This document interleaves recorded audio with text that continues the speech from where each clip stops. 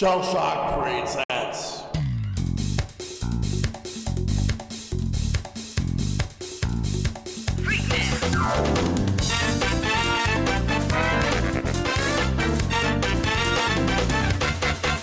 Ready?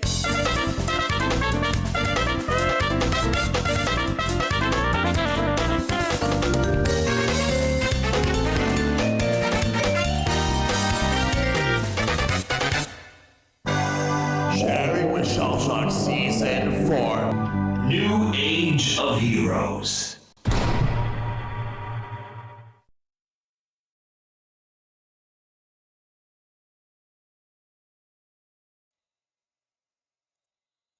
Hello, everyone, and welcome to another episode of Sharing with Shellshock. I am your host, ShellshockPrime, and tonight we are here with a new episode.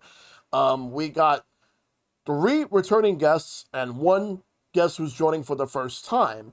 So joining in tonight are Bookslap, welcome. Hello. Good to have you on. Homecoming, welcome back. I call the big one Bitey. And then we got Jeremy, the Nostalgia Alchemist. Thank you again for inviting me very last minute after my gasp from the wrestling podcast. I really appreciate being here always. No problem. No problem. And also welcome back again, Rox. Ideally ho, neighborinos. So tonight we're going to be talking a lot about The Simpsons. The Simpsons have indeed done it all and so much more. But first, before we do, I want to ask Bookslap, what type of content do you do?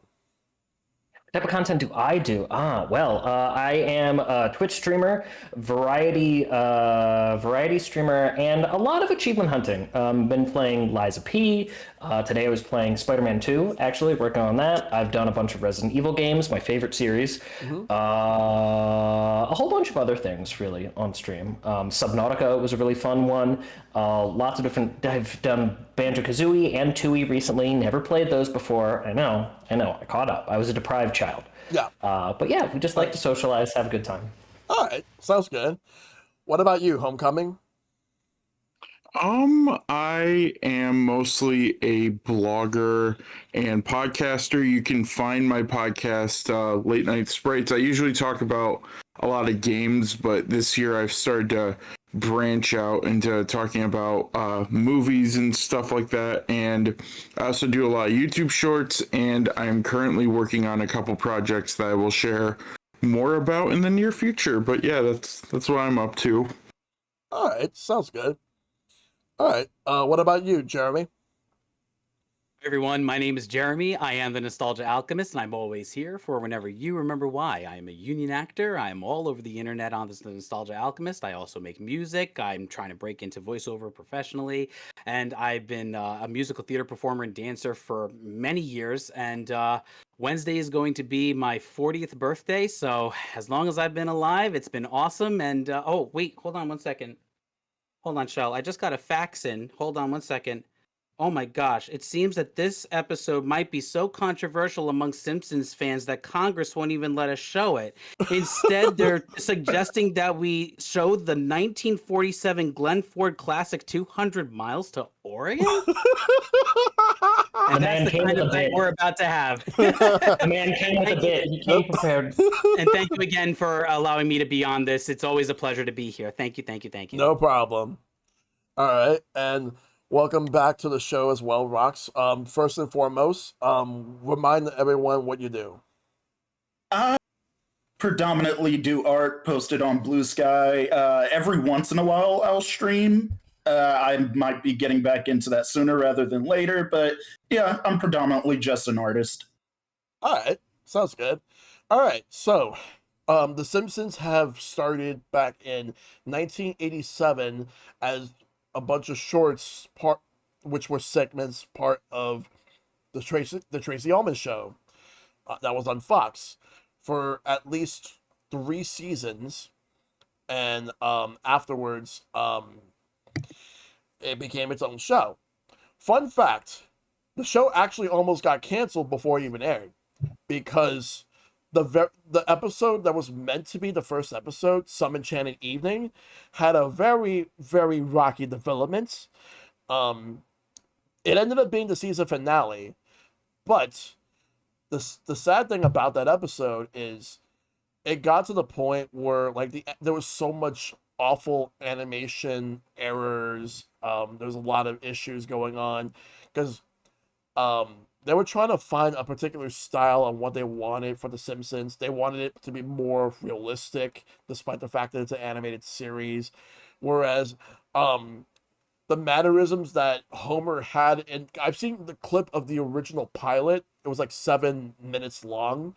And the mannerisms Homer had kind of reminded me of Fred Flintstone. Like the characters kind of felt Hanna-Barbera-ish in a way, which is something they did not want. Like they researched like all the animation styles. They didn't want to copy anything, but they especially did not want Hanna-Barbera. And when James L. Brooks saw the test reel of the animation, his response was, and I quote his words, "This is shit." And it got to the point where like they decided to hold off on that episode, and they decided that to just work on Bart the Genius. And they said that if Bart the Genius had the same or worse animation issues, the show was going to get canceled. Luckily, the animation issues were nowhere near as bad as Some Enchanted Evening was, so they had to carefully like animate the episodes, but they had to air Simpsons roasting on an open fire for the holidays that year. They had to do it because it was the Christmas episode. So that was the only episode that aired in 1989. It was supposed to air in September 1989, but the show pretty much got delayed to like the following year, like rather the spring, like the winter to spring of 1990, which Bart the Genius was the second episode. They aired like most of the episodes in order. It's just Some Enchanted Evening was the season finale, but the season finale was actually supposed to be the Krusty Gets Busted, I believe. And then since then, the show is still going on. I believe they're on season 30. Are they in season 34 now or season 35? I want to say it's 35, 36. Yeah. Something like that? Yeah, it's 36. Okay. Because 89, 90 was season 1, so Yeah. I think 36. Yeah, it would be because I'm 36, and that's so. Yeah. Okay, All right. Yep. Cool. Mario's 40, so that's how I keep track. When I become senile, I'll remember. So It's once you're old enough, 37. things are important. oh, it's 37. We're now? about to hit 37. Oh, damn. Yeah. Dang. Yeah, it's a lot of seasons. Like the show's been around. Hold on, Like, let me just crumble the dust real quick. so many episodes and a movie. Mm-hmm. So, well, we got a lot And way too many video games to count. not to 36 seasons in the movie. and not to mention so many different merchandise like toys, TV, like T-shirts, you name it. Like they made the Simpsons into pretty much anything. So Shirt Bart. Blue shirt Bart. yes, yeah, the blue shirt Bart, for whatever reason, like advertising always had blue shirt Bart, despite the fact that in the show he wore red. There's a very rare chance you may see a green shirt Bart, but it's mainly red shirt Bart on the show and blue shirt Bart in the merchandise. I've never understood that. I think they mainly used green shirt Bart for like the Butterfingers commercials. No, well, that was for the first Butterfinger commercial. Like, then Yeah, I was pretty sure it was mostly blue. it was mostly for the blue. Butterfingers. Yeah. Yeah, like, because I think the original plan was for Bart to wear a blue shirt instead of a red shirt. But they ended up just going with the red shirt for the show. The Go ahead. The reason why the blue shirt exists is because they purposely made it recognizable by not following the norm, so people would recognize actual products from bootlegs. Oh yeah, That's why. Yeah. That's why blue shirt Bart exists. Blue Shirt Bart is so iconic that recently, when Jack Specific gained the license to make Simpsons action figures, there are now 3 versions of Bart. There's regular Bart, Bartman, and Blue Shirt Bart. Yep. So And it's funny when you think about how each of the characters could then be identified by their like main clothing color: green, white, orange, and blue. Because I would say Lisa's dress is orange, but I don't know. Maybe it's red to some people. But if you have Bart and Lisa in the colors that they actually are now, they're like very close. You would think they would want to keep that apart. Yep. Yeah. So Stylistically. I think Bart would still be identified as blue just because of his shorts and his shoes. yes. I think Homer can be identified as Toga. and, also all those like with all those Butterfinger commercials. I will say I used to like Butterfinger. Now Butterfinger's nowhere near as good as it used to be. But back in the day, like the Simpsons, they got me. They had me. You had to get those Butterfinger BBs. Yeah, the Butterfinger BBs, yes. You had to get the Butterfinger BBs. Like, I may try Butterfinger again if they ever decide to bring back Butterfinger BBs, but they're not going to. Like, they'll still keep Bunch of Crunch around, but they won't bring back BBs. They can barely keep the Butterfinger Crunch Bar alive, which is definitively the best candy bar. I will not be taking questions at this time. Thank you for coming to my TED Talk. Well, I am kind of curious as to like how many people were actually introduced to The Simpsons through the Butterfinger commercials, because that was the case for me. Yes. But anyway, so I'm gonna start with Bookslap. When did you first start watching The Simpsons? I literally don't know, because my family was watching The Simpsons, and it predates my memory. Like I already admitted to being old. I'm 36, so the show has been running my entire life. I don't remember. From my perspective, I always have. Yeah. I remember being a little kid, being 4 or 5 years old, when The Simpsons would only air on Tuesdays on Fox, and that was how I would keep track of the days of the week. Like, I learned the days of the week as a child so that I knew what day I could watch The Simpsons, or like what day was the new episode or something, because my older brother would get mad at me asking him what day of the week it was. I specifically remember him yelling at me when I was like 4, because I was asking, is it Tuesday? He was like, what? Why don't you know this? Yeah. That's great. So, no idea. You don't remember. Okay, that's fair. All right. Homecoming, what about you? When did you first start watching The Simpsons? So, my first encounter with The Simpsons was not from the show. Grew up, had a Super Nintendo, had a bunch of random games, and my first encounter with The Simpsons was Bart's Nightmare. Oh, I am so sorry. Oh my god. So I was like, oh, this game, I don't understand it, but I kind of like the fact that he turns into Godzilla, or I kind of like the superhero stage or stuff like that. But so I actually started watching Simpsons. I don't think I've ever watched it live on TV. I've never watched it because then Blockbuster was really hitting its stride, and I would rent seasons of The Simpsons, and that's how I started watching them. Ooh. I think I've maybe caught 2 episodes live in my entire life.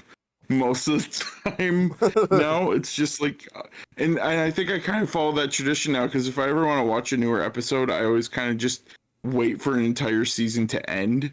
So yeah, it started with DVDs and watching them season 1 and 2 even, and then the seasons that we all recognize.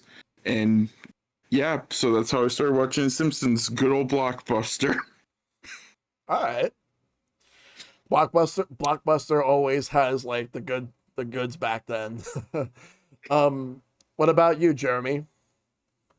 Okay, so actually, speaking of video rentals, this was pre-Blockbuster. So my first experience with The Simpsons was the Christmas special on VHS. So there was a video store around the corner from my house that was not Blockbuster. It was one of the mom and pop shops that used to exist. Mhm. And when we went down into it, you'd have to go down this like little staircase to get down there. And I would go down, and right in front it was all of the NES and SNES games. Yeah. And then like not too far over would be like animation, but they left the Simpsons there, you know? So I saw this and I was like, oh, this looks really cool. So my parents rented it for me, and that was my first exposure to The Simpsons by watching the Christmas special on VHS. My first live experience with The Simpsons was when I was about 6 by accident. I was just flipping through channels on the TV that was in my room, and I happened to come upon a twofer, which was the original first 2 Treehouse of Horror episodes. So they aired the first one, and then it was the world premiere of the second one. So I got to watch that when I was 6, and it all flew over my head. Like, Yeah. I didn't quite know what I was like getting into, but it was around that time where I started to like get interested. But my parents were not very big fans of the show, so I kind of had to sneak watch here and there. So when it was on syndication, I would watch whenever I could get an opportunity. But there was one episode where I distinctly remember watching because I was at a specific house, and I keep asking my parents, you have to remember this friend of ours who we visited, because I remember being in their house when this episode aired. And the only reason I know the date is because it was the Springfield connection when Marge joins the Springfield Police Department, and that night was the world premiere of Jurassic Park on Fox. That's the only reason I know the date and the time of where we were. Wow. And I keep telling them, you got to tell me where we were, and they just, for the life of them, they just can't remember. So it will forever remain a mystery to me, I guess. But that is like the kind of the timeline over the course of what was that, 95? So the course of like 6 years of me slowly remembering like how I got into the show, as well as the video games. I had 2 video games growing up, Bart vs. the World and The Simpsons Bart's Nightmare. So I had both of those as well to kind of whet my palate a little bit. So yeah, that was my first experience with The Simpsons. I know that didn't answer the actual like question. I kind of expanded upon it, but my apologies. But yeah, No so worries. that's kind of how I got started with the ball rolling, and then the love just kind of continued from there, as we'll get into. You had no idea that all of that would lead you to this moment right now. Exactly. This very, very moment. Yes. Yeah. It's just getting to the point where everyone has their own stories on like how they actually got into The Simpsons, and it's just fascinating how different everyone's stories are. Mhm. Which, speaking of which, Rox, what about you? So, like I said, I was first introduced to The Simpsons via the Butterfingers commercials, and from there, like, I would just come across like the merch a lot. Like, growing up, I had Homer Simpson house shoes where it was just his head, and you would put your foot in his mouth. I had 2 action figures. One was of Bart the Daredevil, and one was of Homer in his Mr. Plow outfit. Ooh. And I also had I had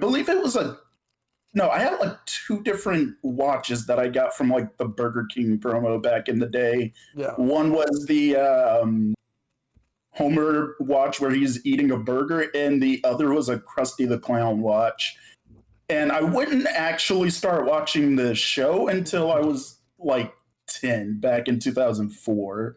And from there, my love just grew for the show since then. So, Yeah. I can't believe someone else had the slippers. I thought I was the only one that no, those were. I had those and Elmo slippers, and the Homer Simpson ones were my favorite. They were really well made. I think I remember the Homer ones in the store. Yeah, I remember it, like, those. hey, that's what it Absolutely. was. Yeah. Yeah, like it's like the fact that if you guys had the same slippers, it's the equivalent to the moment where the Springfield Millhouse and the Shelbyville Millhouse met each other for the first time and realized that both of them have the name Millhouse. this is what it feels like when doves cry. That's one of those lines that I say to myself, and I'm just positive that I'm crazy. I could kick, Along with Batman's a scientist. I could I could kick your butt at Nintendo.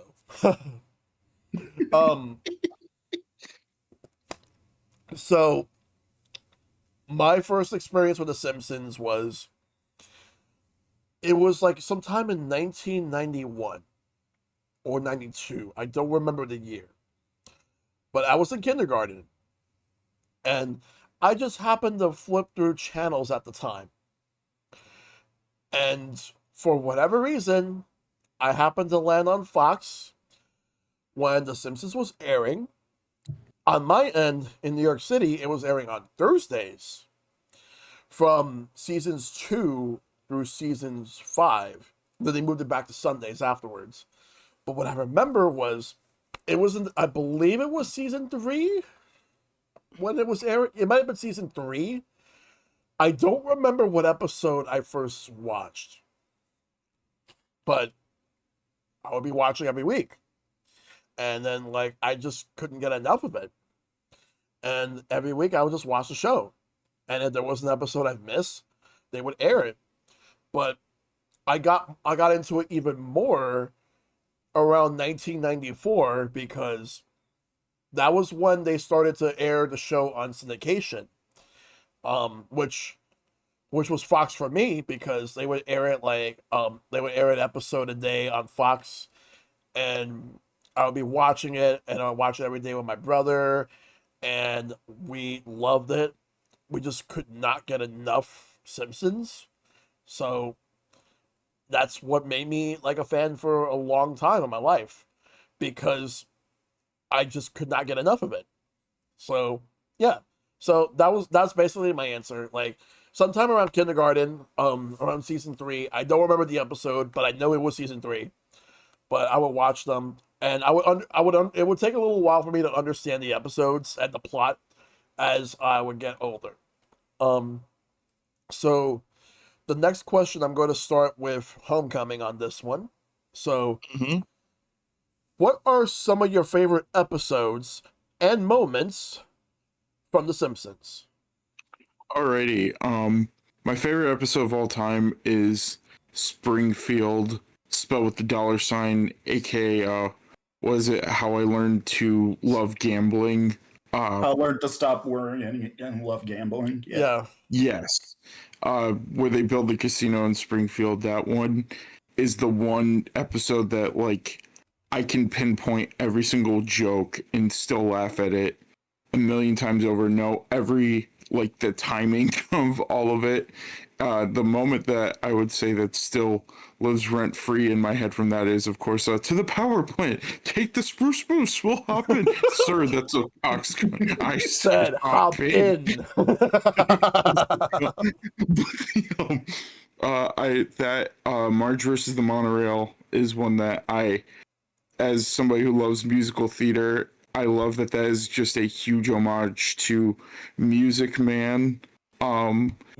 And I'm gonna, for like one of the quote unquote like episodes that hits you with the feels, that I still think is like one of the best, also comedy wise.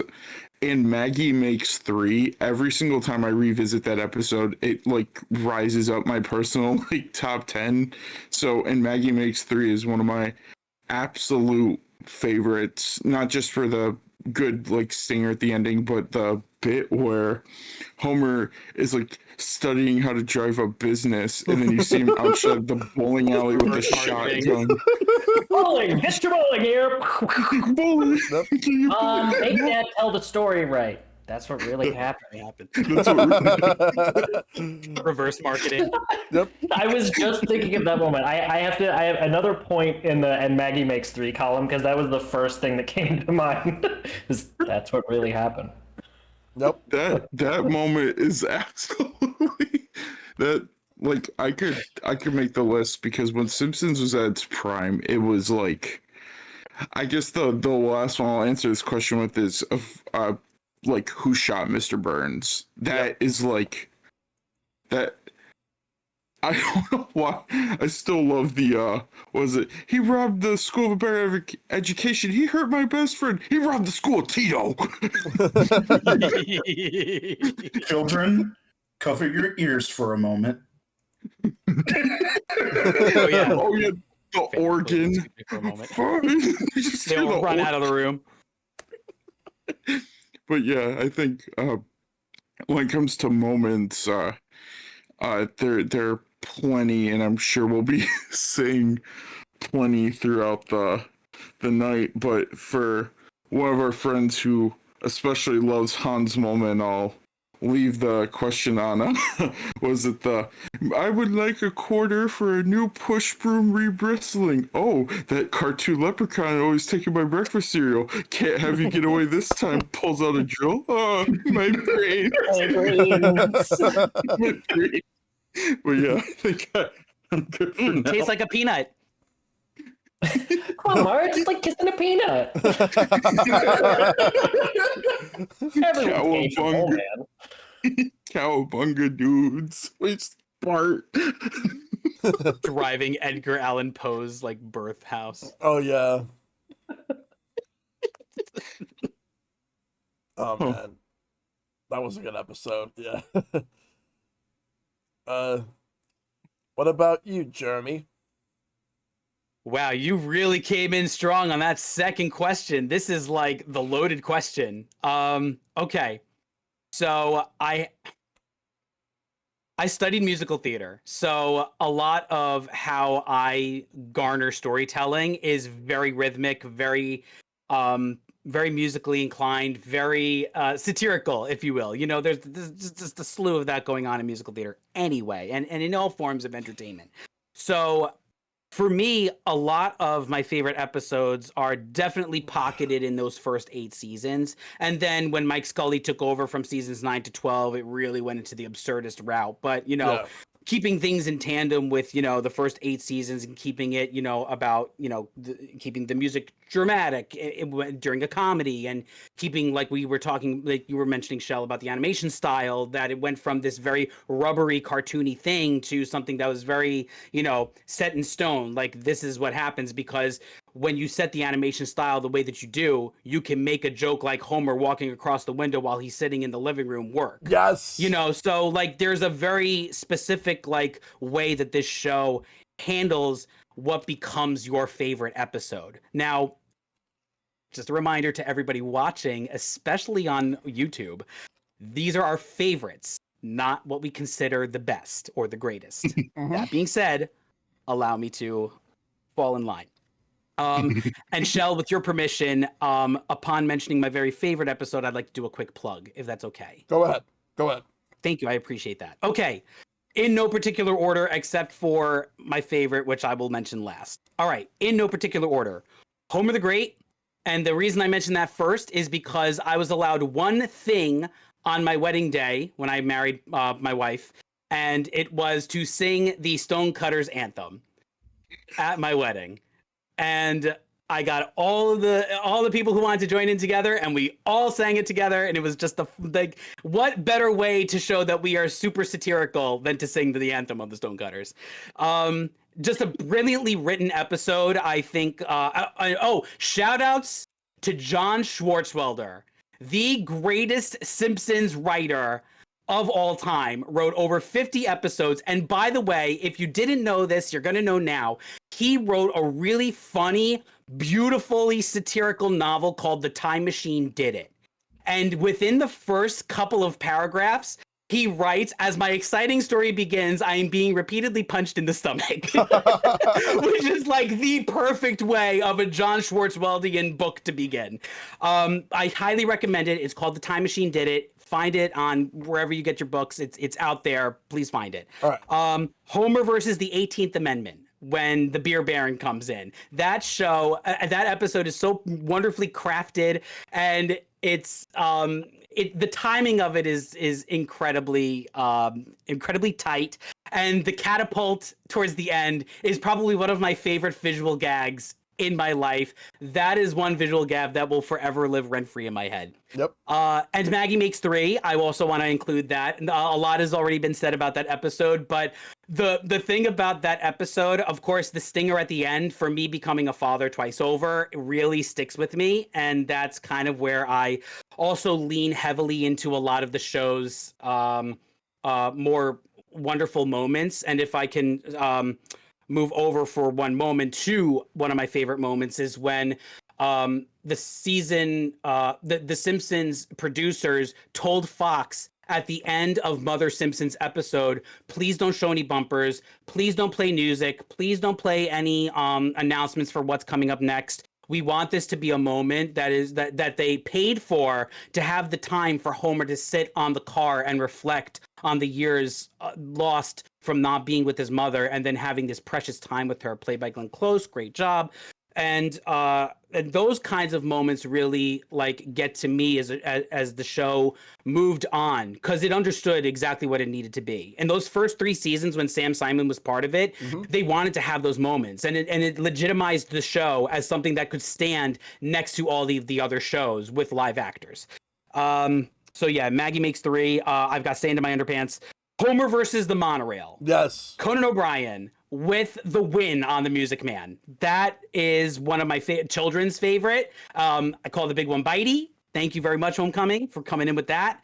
Yes, so Homer versus the Monorail is one of those shows where, one of those episodes where not only was Conan absolutely flexing, but the way that they brought something into pop culture's pantheon of people understanding that if you know this song, you like are cultured through the States. You know, it is like a rite of passage to know the Stonecutters song. It's like a generational rite of passage to know the Monorail song. Round Springfield. Now, the reason I mentioned Round Springfield is because, again, with the stinger of dealing with this very serious issues, especially for an 8-year-old child. My son is 8, you know, so encountering these kinds of issues involving TW, involving death and involving grief and involving mourning, and how do you celebrate a life for an 8-year-old child? And Homer does his best. But yeah, that sequence of Round Springfield really did hit very strongly for me. You Only Move Twice with Hank Scorpio. They originally wanted the Simpsons movie to have Hank Scorpio as the main villain. We'll probably get into that when we discuss the movie. But that character as a one-off from the one and only absolutely incredible Albert Brooks, that role is forever cemented as a Simpsons favorite. That episode clearly is where we take the show out of Springfield, and it can be shown in different areas, completely made up, and make it work to its own benefit. And to have the family like understand each other's dynamic of what doesn't work for them and why Springfield works for them as a family.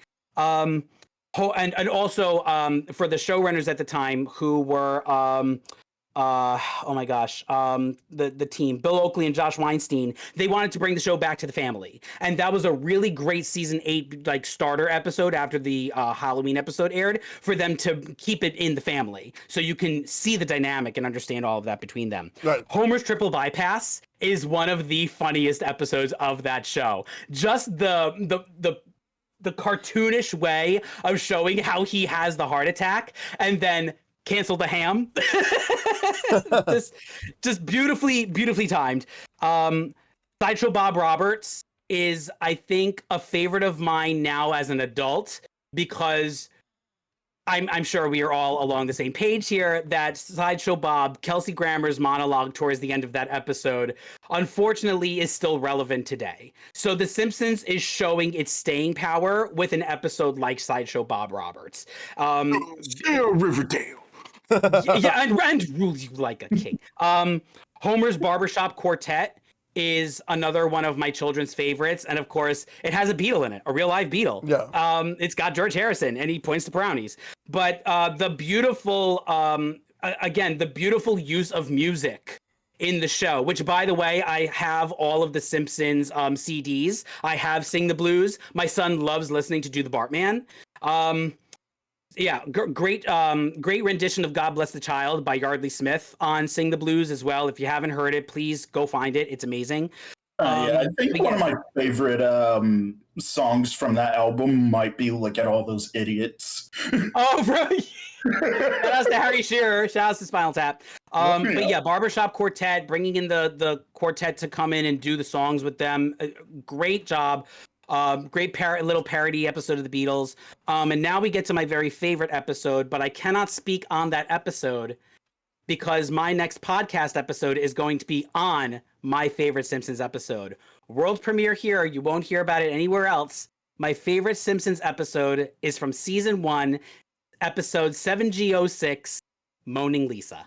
Oh, that's a great episode. It is my absolute favorite and most nostalgic episode.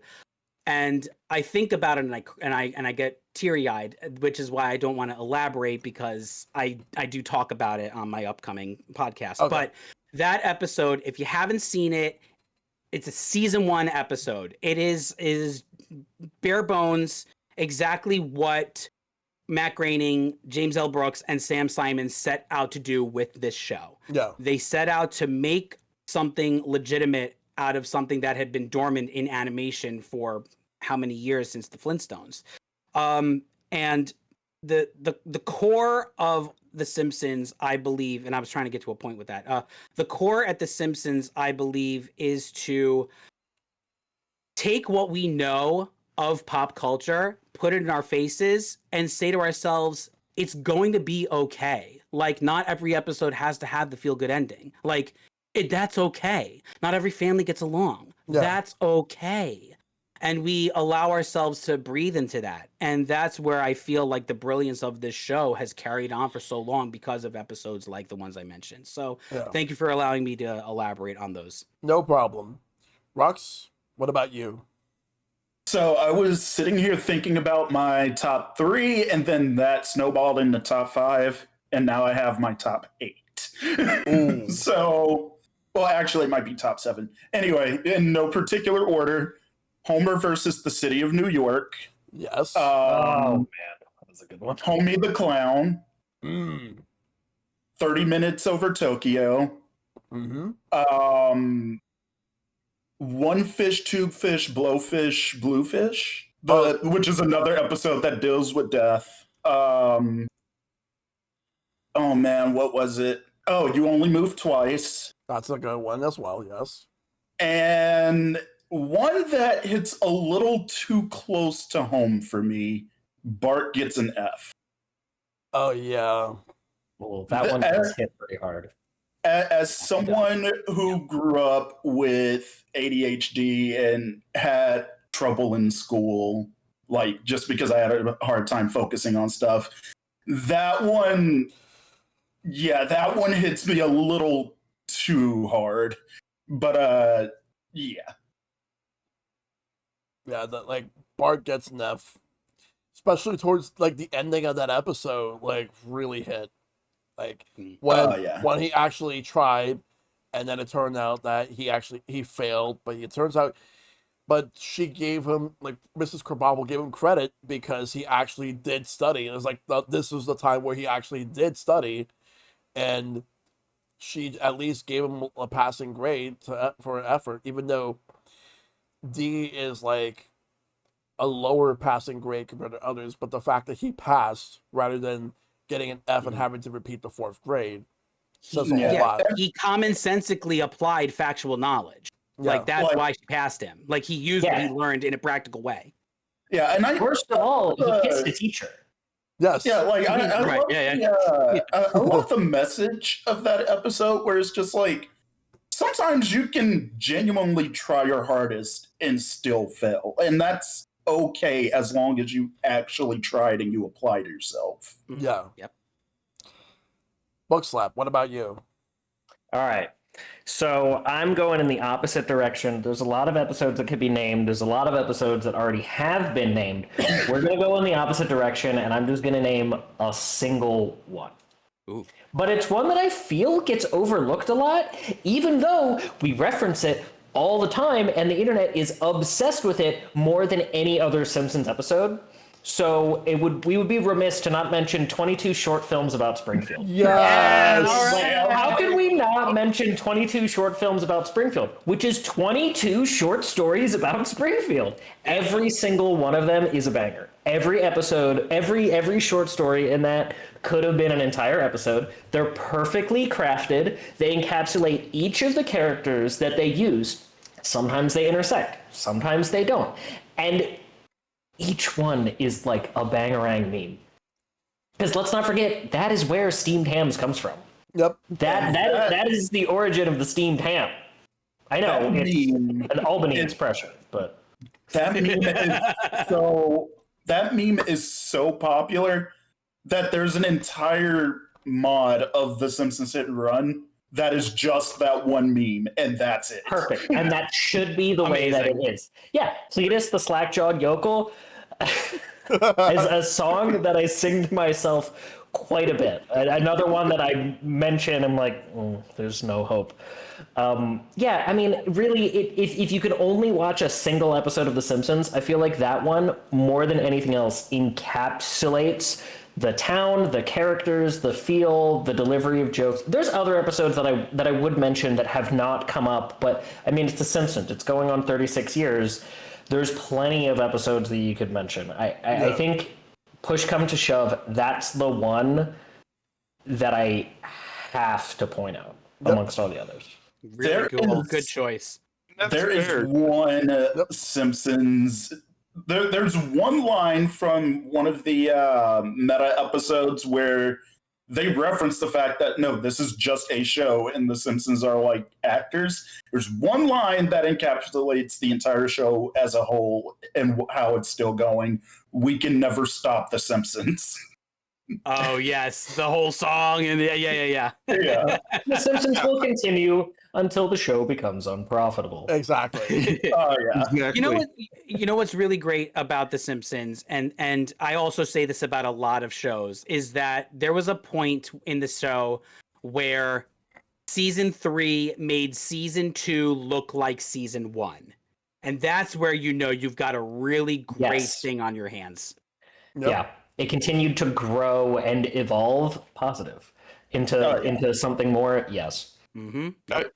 Yeah, and like I was just sitting here and I'm like, oh my gosh, why did I say it? Because like I thought in the back of my mind, I was like, I love Lemon of Troy, and I also love A Star Is Burns, and I totally like it's gonna be like one of those things where I'm probably gonna be making breakfast tomorrow, and then I'm gonna be like, oh my gosh, I forgot this. The Simpsons has. You're gonna be sitting there like, I'm as useless as that lemon-shaped rock over there. I have a video of my. Sorry, go ahead. Oh no! All I was saying was, man gets hit and groin with football. Boing. I have a video of my son recreating that, and he's 8. Like that's it. Give your son the $10,000. I sure will. I hope so. He just has to be able to eat and go to college. Don't cry for me. I'm already dead. Can I tell you how brilliant that actually is? Like, that could pass for a student film. Yeah. Yes. Right? Really good. Oh, yeah, they clearly have experience sitting there with like amateur film projects. Yeah, Yes. 100%. You're very kind.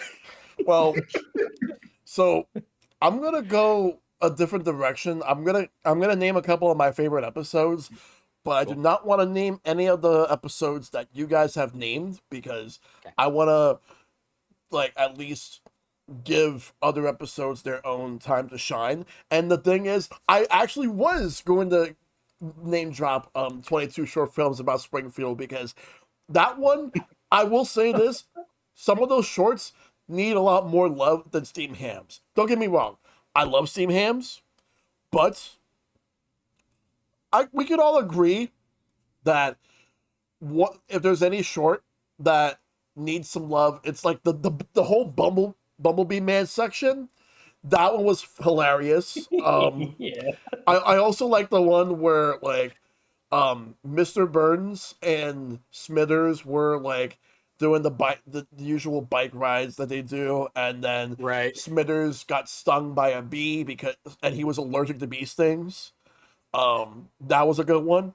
But my favorite out of all of those was two of my favorites One is where like Nelson just says "ha ha" to everyone, and then all of a sudden there was this big tall guy that comes out of that small car, and he follows him, and he humiliates Nelson in the best way possible by People blow them kisses. getting everybody in Springfield to just say "ha ha" to him while he has his shorts down as he's walking. And my last favorite is the end of the episode where Professor Frank just comes in and tries to make his own episode, but while the credits were rolling, that was amazing. But Yeah. but let's talk about some episodes that I'm going to talk about my favorite episodes that did not get mentioned that should. Number one, and this is no particular order, by the way, like father, like clown. That was where Krusty finally goes over to the Simpsons house after so many, like, after at least like a year or so of Bart trying to invite him over for dinner after, like, because this goes hand in hand with Krusty gets busted. Like, they reference that episode because Bart was the only person that actually believed Krusty. So Bart invites Krusty over, and at first everything was great. And then the moment that they all had dinner together, and then also Milhouse was like, "Oh, I was just in the neighborhood. You just get it, Milhouse." And then what happened is that oh, before I continue, I just want to say Bookslap, that's not makeup. That's how his skin is. Yeah, they retcon that. Yeah, Like, but in the retconned early that. episode, Krusty without makeup, very cursed. They retconned that multiple times. Anyway, so when they were saying grace, and then Krusty was saying grace in Hebrew, which that's where we find out that he's Jewish, and then all of a sudden he was crying because he talks about his backstory of how his father disowned him because his father wanted Krusty to follow in his footsteps on being a rabbi, but Krusty wanted to be a clown. And and there was a show that he performed behind his father's back, but then it turns out his father actually attended the show, and the moment that he found out that the clown was Krusty, he pretty much disowned Krusty, and for so many years there was like a hole left in Krusty's heart. The fact that all those painful memories just came back to him, and then you could easily see it in the next episode of Krusty the Clown, and then like after they showed the Itchy and Scratchy short where like you had like Itchy and Scratchy had like their sons and everything, and then you could tell that Krusty was about to break down after watching that short, because you knew his heart was just not into doing that episode at that moment, because after just all those old wounds just coming back. So for Bart and Lisa to try to find a way to get Rabbi Krustovsky to mend fences with Krusty, and in the end they finally managed to get the both of them to patch things up, and just that musical number at the end was very sweet. I absolutely love this episode so much. Another episode that I want to reference, this one is in season 4, New Kid on the Block. So Oh yeah. so this episode had there was this new kid that moved in next door. Excuse me. So in this episode, the new kid, Laura, because the Winfields moved out. They decided to get rid of the Winfields. They moved out, and then every time there would be somebody, a potential buyer for that house, would come in and look around, and then all of a sudden Homer has his usual antics, and where he one of my favorites was just like when he's at that little like mini swimming pool for the kids, and then he's just lying down and eating a hot dog, and that actually scared like a potential buyer out. And then eventually, like when Bart and Lisa were sneaking in to the house, since like it's pretty much abandoned, unbeknownst to the fact that it has been sold. And then Laura scared Bart. Then Bart has a crush on Laura, only to find out that Laura was dating Jimbo Jones. But one of my favorite parts was um, like Laura takes Bart's heart out of his body. You won't be needing this. It kind of felt like a Mortal Kombat fatality in a way. It's like just took the heart out and then just threw it in the floor. That's just amazing. I really felt that moment though when I was a kid. Yeah.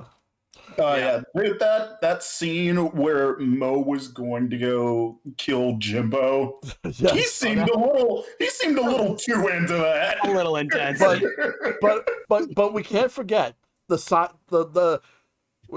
plot was like when Homer and Marge go out on a date and they go into the Frying Dutchman, and all because they were advertising the whole all you can eat. However, it was actually misleading with the way that they said all you can eat. He should not have you should not have said that if you weren't actually going to do the whole all you can eat, like, because it wasn't a buffet. But Homer thought that that's what it was going to be, and they kicked him out, and then he ended up suing them. He had Lionel Hutz as his lawyer. Oh my god, the way he sounds who else? the way he sounds when they're dragging him out of the restaurant, just hey. Oh, yeah. And eventually they made a settlement and they allowed him to eat, and then they had the whole tagline, come for the freak, stay for the food, and Marge was absolutely embarrassed the whole time. He's mortified with him sitting in the window.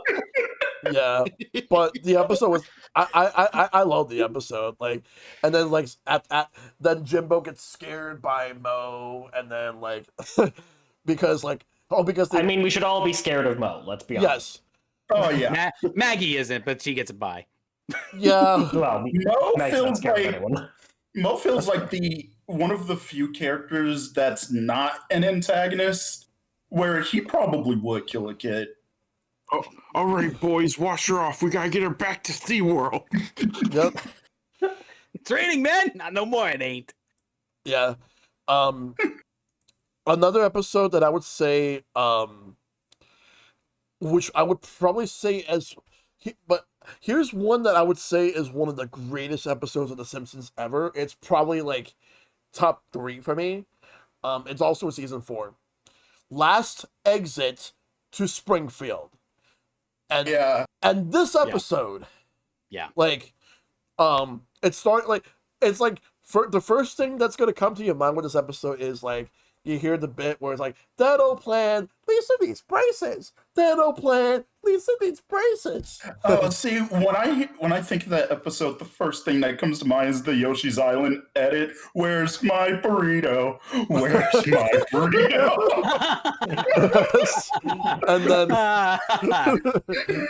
and then like I remember like we get to the part where Homer realizes that he would not be able to get Lisa new braces if Mr. Burns takes away the dental plan that they have. So Homer wasn't going to stand for that, and and the side plot was basically Lisa getting new braces, but it does go hand in hand with the main plot because Homer wants to fight for like the whole like everybody within the planet getting their dental plan. So he wanted to help his daughter out, and then just he would go on strike with the rest of the workers, and you would have Lisa playing the acoustic guitar. Just there were so many sequences, like there are some sequences that look like it's fucking like if you're on fucking LSD and all that stuff. Like how can I describe it? But The anesthesia, yeah. That was just the incredible like feeling of how he just goes into a completely different world like that. But the strike refused to break up because Mr. Burns was desperate to destroy the strike. I believe that Homer actually went on a tour throughout like Burns's mansion, and they even had like the 1,000 monkeys typing on the typewriters, like, Mhm. and eventually like they they made the settlement, but Mhm. and Lisa got Wait, new braces. that's the episode with the monkeys and Mr. Burns saying it was the best of times, it was the blurst of times. Oh, I Yes. totally forgot what episode that's from. I describe this as the blurst timeline all the time. That's like Yep. Can I tack on with this episode? It certainly is considered the greatest Simpsons episode of all time, and a lot of people second guessed it because they say like it parodied almost way too much, but that's what the show is all about. It is satire, like it is the definition of satirical. So all of the jokes just running through that episode back to back to back is just nonstop. It's why the show was created. Yeah. Like this episode is just so buttoned, like it's buttoned so perfectly that if you were to say you've never seen The Simpsons, this is one of those 3 episodes that you tell them to watch. Like I have. And if we didn't have this episode, we wouldn't have the Dankmas remix, Blurst of Times, the best one, which is the best one.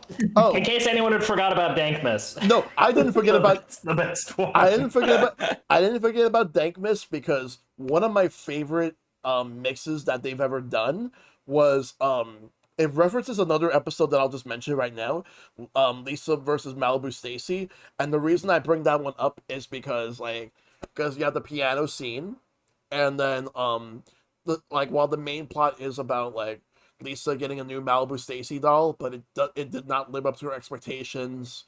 That the talking Malibu Stacy, that she just doesn't really say anything that much, like it's just one dimensional, and Don't blame me. I'm just a girl. and then the But other she has a new hat. the other girls don't seem to really care. Yeah, she has a new hat. They made a new doll, but it got overshadowed by a new Malibu Stacy with a new hat. But what I want to talk about is the side plot where Abe Simpson was working at a Krusty Burger, and it has one of my all-time favorite bits where like he's just talking the drive-through, and then like there was this angry guy that just shouts out, "I said French fries!" Do we sell French fries? Fries. So you brought He typed it. So you brought up Dankmas, and there is a mix where like it's a remix where it's like, "I said French fries." You got to listen to that. I don't know that one. I'm gonna have to look that one up. You got it. You got That's Was great. it the Starlet that you mentioned, Abe? And now my brain just went, it's the Starlet attack. it. Which was the style? Man yells at Cloud. Yep. And but I want to bring up one more episode because I could go on and on all day. And that would be Sweet Seymour Skinner's Badass Song. Yeah, episode 100. Yes. And Yeah. that's the one where for show and tell Bart brings Santa's little helper as like, because everyone was bringing rocks, like these crystallized rocks, The geodes. the geodes, Geodes. but everybody had it, so Bart had to improvise something to do something different. He brought his dog, and he brought his dog. Everyone loved it. And however, Santa's little helper got loose, and then eventually went into the vent, and then got into the then you had the whole gym, like the vent just fell. That actually costed Skinner's job. Then Skinner was just trying to live a normal life outside of school, living with his mom, and Bart felt so bad because it was all his fault. That episode was amazing. oh god, Santos El Helper. Like Who or what is Santos that El episode- Helper? dude, that episode rocks. Like that episode fucking rocks so hard. Laddie brings a Like- card at like 4:03. Time for a walk. Oh my god. Like see that's the thing. I could go on and on because there's so many good episodes. Like So many. and I'll even pick Yeah. one from a little bit later season. I Am Furious Yellow. That's the one where the angry That's a good dad, one. Stanley. Can I Go ahead. bring up one that just crossed my mind? Go ahead. Please. Itchy and Scratchy Land. Yes. Oh That yeah. that episode is so good and so iconic that like it was like in the late 2000s, I believe, where they made two flip phone games. One was kind of sort of based off the Simpsons movie. It was The Simpsons Minutes Till Meltdown. And the second one was based off the Itchy and Scratchy episode. Mm-hmm. Yep. That's such a good episode. It is. You mentioned I Am Furious Yellow. I just think of time for me to push this button. Also, David Pilkey watching with intention, creating Captain Underpants. but in my opinion, the best part about that episode was like Homer getting so angry that he fell into that little kiddie pool that was filled with green paint, and he turned into the Hulk. Mm-hmm. Right. Oh, Angry Dad. Homer mad! Homer smash! Get revenge on world! Look, it's the Incredible Hulk! But then, like, after he got crushed by the police team, including Chief Wiggum, like, the fact that Chief Wiggum just leaped up and then just landed on Homer, and then, like, Stan Lee is like, he can't be the Hulk! I'm the Hulk! And he attempts to try to transform as the Hulk to no success, and then the comic book guy was just like, saying, if you... Oh, please, you can't even change it to Bill Bixby. Oh my gosh. Do y'all realize how well a comic book guy aged, specifically after the more recent episode where he goes, "That was the worst film I've ever seen. I will only see it in theaters 8 more times." Good old Jeff Albertson. Yep.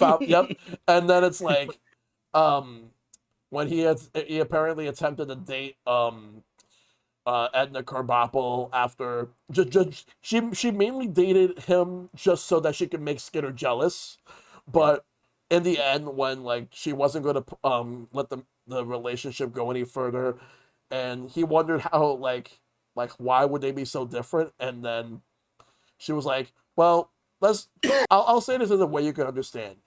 You're DC Comics, and I'm Marvel.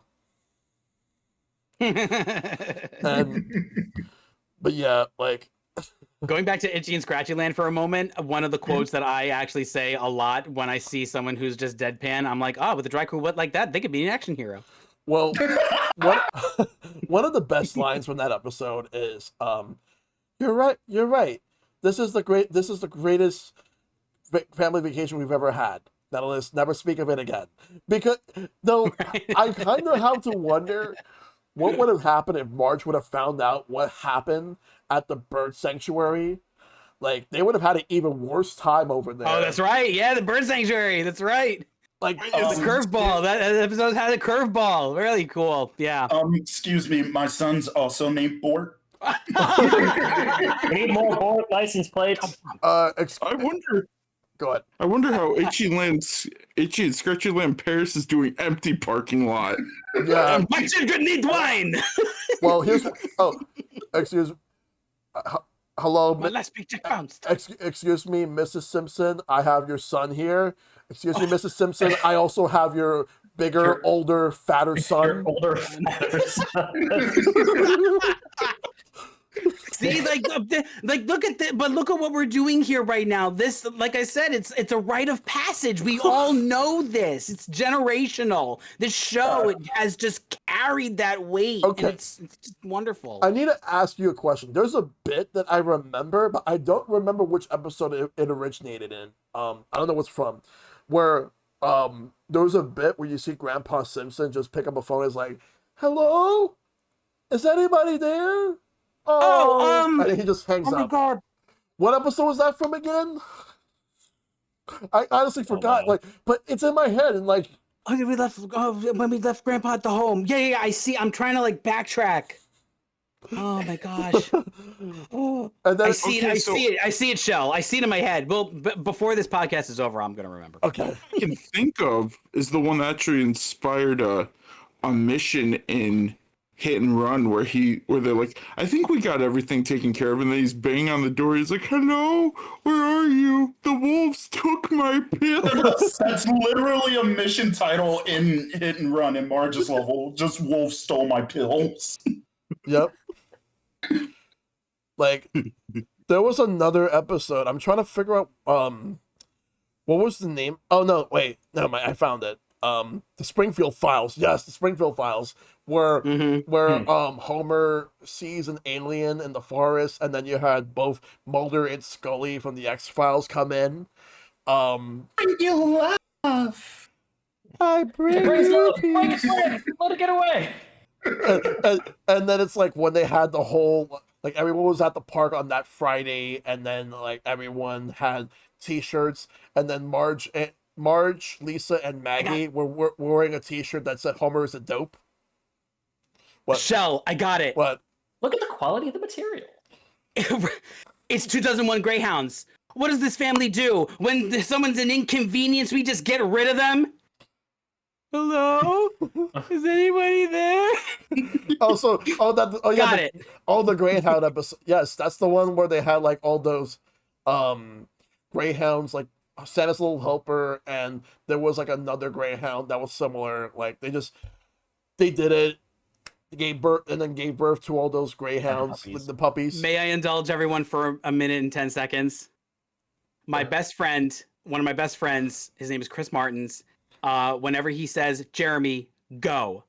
See my vest, made from real gorilla chest. See this sweater, there's no better than authentic Irish setter. See this hat, 'twas my cat, my evening wear, vampire bat. These white slippers are albino, African, endangered rhino, grizzly bear, underwear. Turtles necks, I've got my share. Beret of poodle on my noodle, it shall rest. Try my Red Robin suit, it comes from breast or two. See my vest, see my vest, see my vest. Like my loafers, former gophers, it was that to skin my chauffeurs, but a greyhound for tuxedo would be best. So let's prepare these You dogs. two for matching clothes. See my vest, oh please, won't you see my vest? I really like the vest.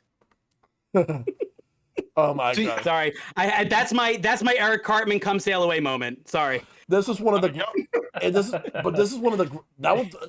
See, the thing is, the random music numbers are just amazing. So good. They're just so good. But you Oh want my gosh. what? Yes. I have to admit that when I was 11, the Simpsons Go Symphonic might have been my favorite CD that I actually played until it wore out. We mentioned, the monorail song in We Do, which I absolutely do love, the anthem of the Stone Cars, We Do. I also, one of the songs I actually do really like is the Who Needs the Quickie Mart song. Yes! I always love that, and I love the end with the I do I want to Hey, watch us in song. Okay, I'm gonna one up all of you with another one. Remember the spin-off episode? But the one I'm gonna specifically talk about was like where Homer, Marge, Bart, and Maggie are all with this live variety show, and Lisa was the one who refused to participate. Lisa was recast. So they had this random woman to play as Lisa, and then they had the whole musical number. I want candy. Like Yep. the whole "I want Yep. candy" was just amazing. So it's a great sequence. And then fucking Licorice Whip. yes, and then fucking what was the name of that old guy with the beard that hangs out with Abe? Like Jasper? Jasper, Jasper. Yeah. Lollipop, lollipop, oh lolly, lollipop. Like he my said, gosh. ow. Talking out of turn on a podcast. That's Bedlin. That's better. Okay, the best gag for me from that episode is we may have to shut down the PTA. Shut down the PTA. Oh, guy jumps Oh out yeah, the the window. PTA's been disbanded. No, friend, we're saying it won't be. Yeah, and he like goes backwards. Yeah. Yes. Um, and then it's like, but anyway, so before we go into the next topic, I just want to say one thing. There's one character that I wish that I loved so much, and I was sad when they stopped like using this character, because that was when I found that was around the time when I found out that the actor for that character, well, two characters, was killed. Phil Hartman, who was best known in The Simpsons for portraying Troy McClure and Lionel Hutz. He also portrayed Lyle Lanley from who did the monorail, and he was also that big brother. Remember that episode, like the right. brother from the Yes, same Big Brother. planet? He was the big brother, and they had Yes. and he had that fight with Homer towards the end where he just kept punching Homer, and Homer just gets knocked out. I've always felt that was a reference to the opening intro to Street Fighter 2, where you see like the two guys just like fighting each other, and then like Oh the guy yeah, just punches him. absolutely. Yeah. Yes. Yep. Yes. Yeah.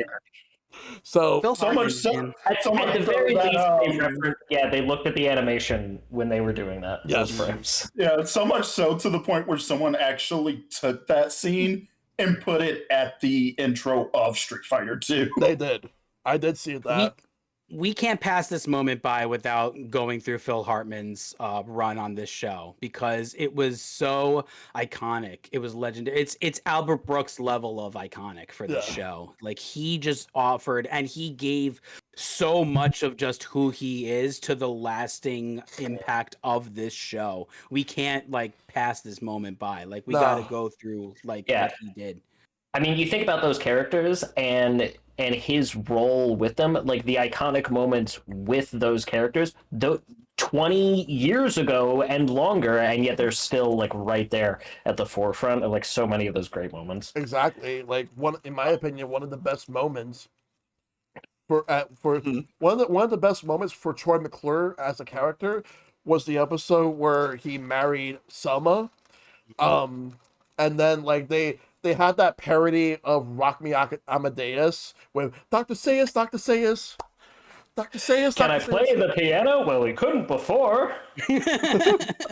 I hate every ape I see, from chimpanzee to chimpanzee. Oh my God, I was wrong.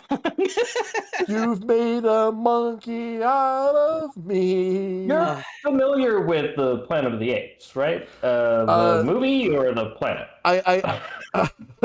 Oh, Jeff Goldblum was in that episode too, lest we forget. He was. Oh my gosh, yeah. Oh wow, Phil. And then it's like, I'm trying to think of what I think was the best episode that had Lionel Hutz. I would probably, like, there are two episodes I'm leaning towards. One of them was the one where Homer left Lionel Hutz with the kids because Marge went out with Laura's mother. I forgot what's Laura's mother's name. They went out for the night, and then Homer wanted to go after both of them, mainly for Marge, and then he had Chief Wiggum with him. And just the scene where like they actually leapt through, like, it wasn't Springfield Gorge, but they leapt through a cliff, and then they fell. Yeah, they do the Thelma and Louise. Yeah, the Thelma and Louise. Yes. Yeah. Oh yeah, and then, don't Wiggum and Homer end up being the ones who go down the cliff? Yes. Like they pull over and Wiggum and Homer just go flying. Yeah, because like what I remember about that was I would say that's probably one of the best episodes I've seen for Lionel Hutz, who appeared in that. The only other Say hello to Miguel Sanchez. the other one I would go with was when Lionel Hutz was no longer an attorney, but rather he works for real estate. And then Marge ended up working for real estate alongside. For that episode, that actually has the distinction of being the last episode to have Lionel Hutz. That was from season 9, or season. It was season 9, or season 8, one of those two. Season 9 was the last showing of Troy McClure, at least. Yes. So, I don't know about Lionel. I don't forget about Lionel. It has one of the best Lionel Hutz like sight gags when he says, "There's the truth." Oh, right. And the truth. And it was also the first episode of two characters, Cookie Kwan and Gil. And it's like once they got rid of Lionel Hutz and Troy McClure, a lot of people have seemed to resented the character Gil because they thought that he was a replacement. Let me just say right now, he's not. He was never meant to be a replacement. It just so happened that like they just gave him different things to do, and I actually have a lot more respect for the character because of who he is. Like Gil as a character, they were just giving him like different roles, so and he made the best of it. So it was Ruth Powers. Oh, Ruth Powers, okay. Yeah, from Marge on the Lamb. Yeah, and then buy my books. Because Shell was talking about the episode with her daughter, where her daughter is like Bart has a crush on her, and then I forgot what the name, but the voice of the daughter was the woman who was Darlene on Roxanne or Roseanne. Yes, it was. Mm-hmm. Yeah, I forgot what that actress's name was, but I just remembered that was kind of like the big guest star moment for that episode. Yeah. Sarah Gilbert. Sarah Gilbert was Sarah Laura, Gilbert. Yeah, that's right. Very good. And Pamela Reed is Ruth. Speaking of episodes that feature Lionel Hutz, how do you guys feel about the episode Bart gets hit by a car? Really good episode. How do I feel about it? I thought it was, I have no specific feeling one way or the other. I liked it. We're jumping shows here. We're jumping Matt Groening shows here. We're jumping to the neutral planet. Heart full of neutrality. Yeah, but this takes place in the world of The Simpsons, but I'm not the biggest fan of Family Guy, but I will appreciate the gag in the crossover where Homer gets in a fight with Peter and he starts throwing all the Emmys at him. He's like, "That's not fair. We don't have any of those." yeah. Okay, so now let's go to the next thing. And we're gonna start with Jeremy on this one. Have you played any Simpsons video games? Heck yes, I have. I played a slew of them. The ones that I grew up with are The Simpsons Bart vs. the World and The Simpsons Bart's Nightmare on the Super Nintendo. So those are the two that I grew up with. And then later on, I came to own The Simpsons Hit and Run on the GameCube and The Simpsons Game on the Wii. And I've also played the Simpsons arcade game. So I guess is it taboo to tell how much money we pumped into the machine to say? Go right ahead. Forbidden knowledge. Gotta look at it. Forbidden knowledge. Like you don't. I'm kind of looking at Bookslap, being like, "Oh no, we." Saying, man, like that's Pandora's box right there. Yep. Now you know what? My children take priority. Pop culture always comes like third. So $5.50. That is how much I pumped into the Simpsons arcade game to beat it. So. Not that bad. Not that Let the bad. record show that it's not that bad. I played as Lisa. She's awesome. But yeah, Bart Simpson vs. the World taught me how to not throw controllers. So it actually taught me patience. And then The Simpsons Bart's Nightmare taught me that the Indiana Bart sections of video games are never to be tampered with ever. And if I want to save face, to just turn the console off and walk away. The Simpsons Hit and Run is what I describe to people as my Simpsons, because it's kind of like SpongeBob, where it has like, you know, its different decree of who watched when. And I feel like The Simpsons Hit and Run perfectly sandwiches seasons 1 through 12 in a nice package. Every reference that we want is there. Every deep cut is there. The dialogue is hysterical. I have no insurance as you're like flying through the air. It's got everything that you would want in a Simpsons game. And since then, that kind of dynamic just hasn't even been touched. Stupid, lousy karmic retribution.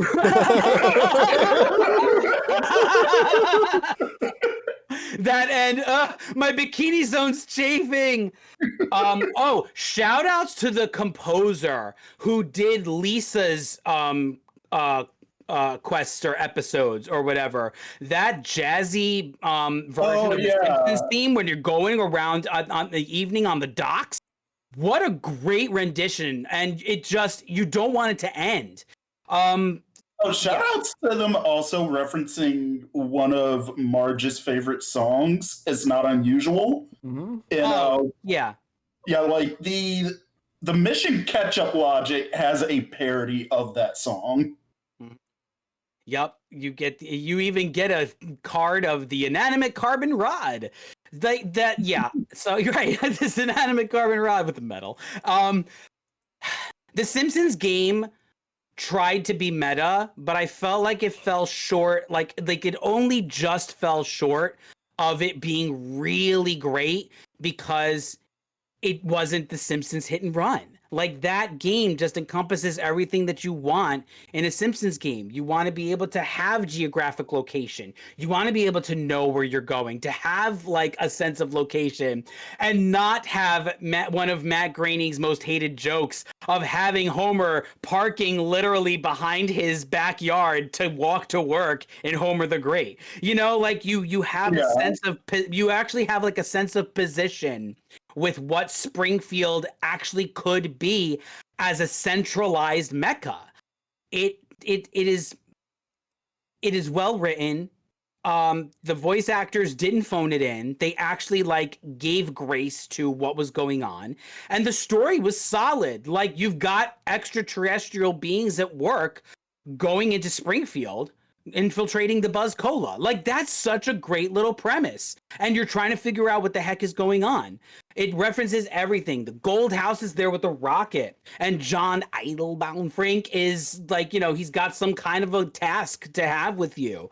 Grandpa's even part of it. It just plays a much bigger role in the pantheon of games that since early 2001, 2002, it hasn't been touched. So yeah, I mean, the Krusty games are, you know, cute. The tapped out game for casuals is fine on mobile. But yeah, nothing really can touch Hit and Run. Bart's Nightmare was lost in execution. Great idea, great concept, lost in execution. But I don't know if there's too much to say about Road Rage. It's Crazy Taxi, but the way that the writers came together for Simpsons Hit and Run just worked. Everything came together in that moment. So I would say, like, hands down, other than the arcade game, that's the game you want to play, because the arcade game is hard to come by if you're not emulating. But Hit and Run just takes the cake with what, like, you can say this is your game to play if you want the true reference. Yeah. And that's a game that I'm gonna eventually play on my own. I played it but never beaten it. I would like to go back and beat it someday. Rox, what about you? Have you played any Simpsons games? Which you've already mentioned Hit and Run before, so. So aside from Hit and Run, the very first Simpsons game I have ever touched was The Simpsons Night of the Living Treehouse of Horror on Game Boy Color. Oh no! I don't know if I've ever heard Yeah. So unlike other Simpsons games where it's just like, say, the Simpsons game in Hit and Run where they reference Treehouse of Horror, Night of the Living Treehouse of Horror, as the name implies, is literally just they took shorts, like specific episodes of Treehouse of Horrors, and just made a video game out of it. Like, there's one based off of when they move into the haunted house, except like Bart has to go in and rescue Santa's little helper. One of the levels is based off of when the staff at Springfield Elementary were like cooking and eating kids. Mm-hmm. There's a level based off of when Homer had his brain put into a robot.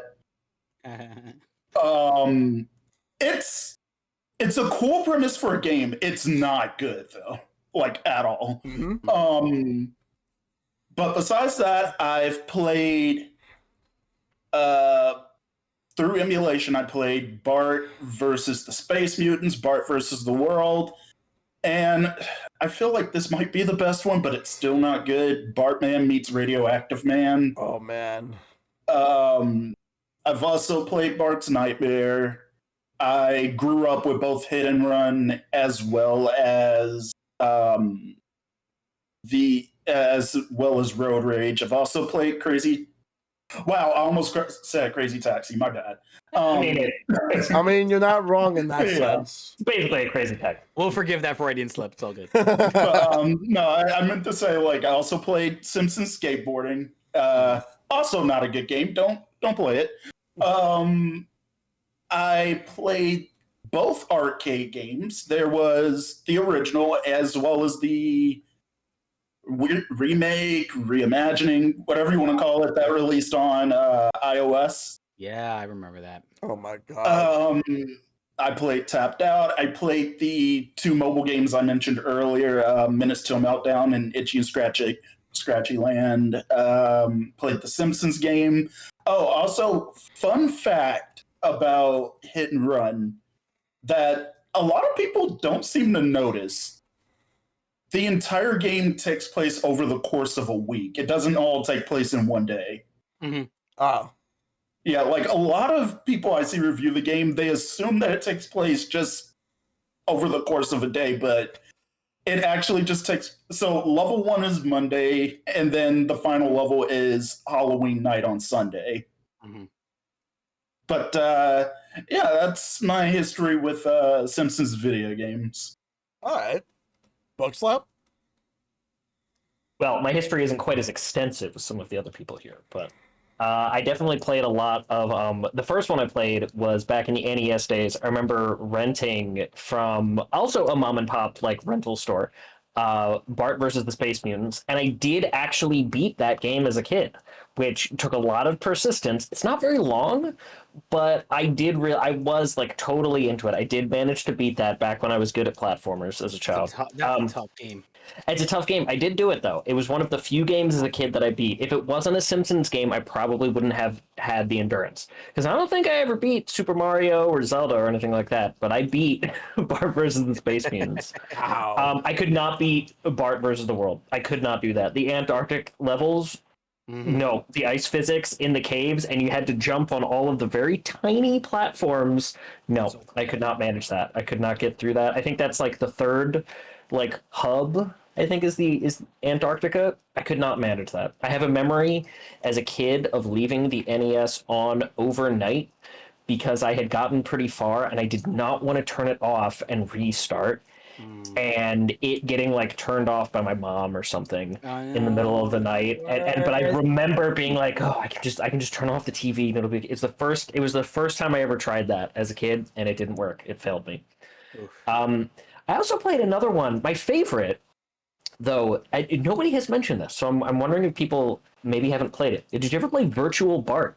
Yeah, Virtual Bart. I've rented it. Yeah, the sequel to Bart's Nightmare. Yeah, I never played Bart's Nightmare, but again, rented Virtual Bart. I loved that one. I guess because it was a Sega game, it was a little bit more, it was a little more graphics, a little more things going on. Could beat some of it. It had its 6 different levels. I could beat some of them. I could beat the road race one. I could beat the one where you were baby Bart.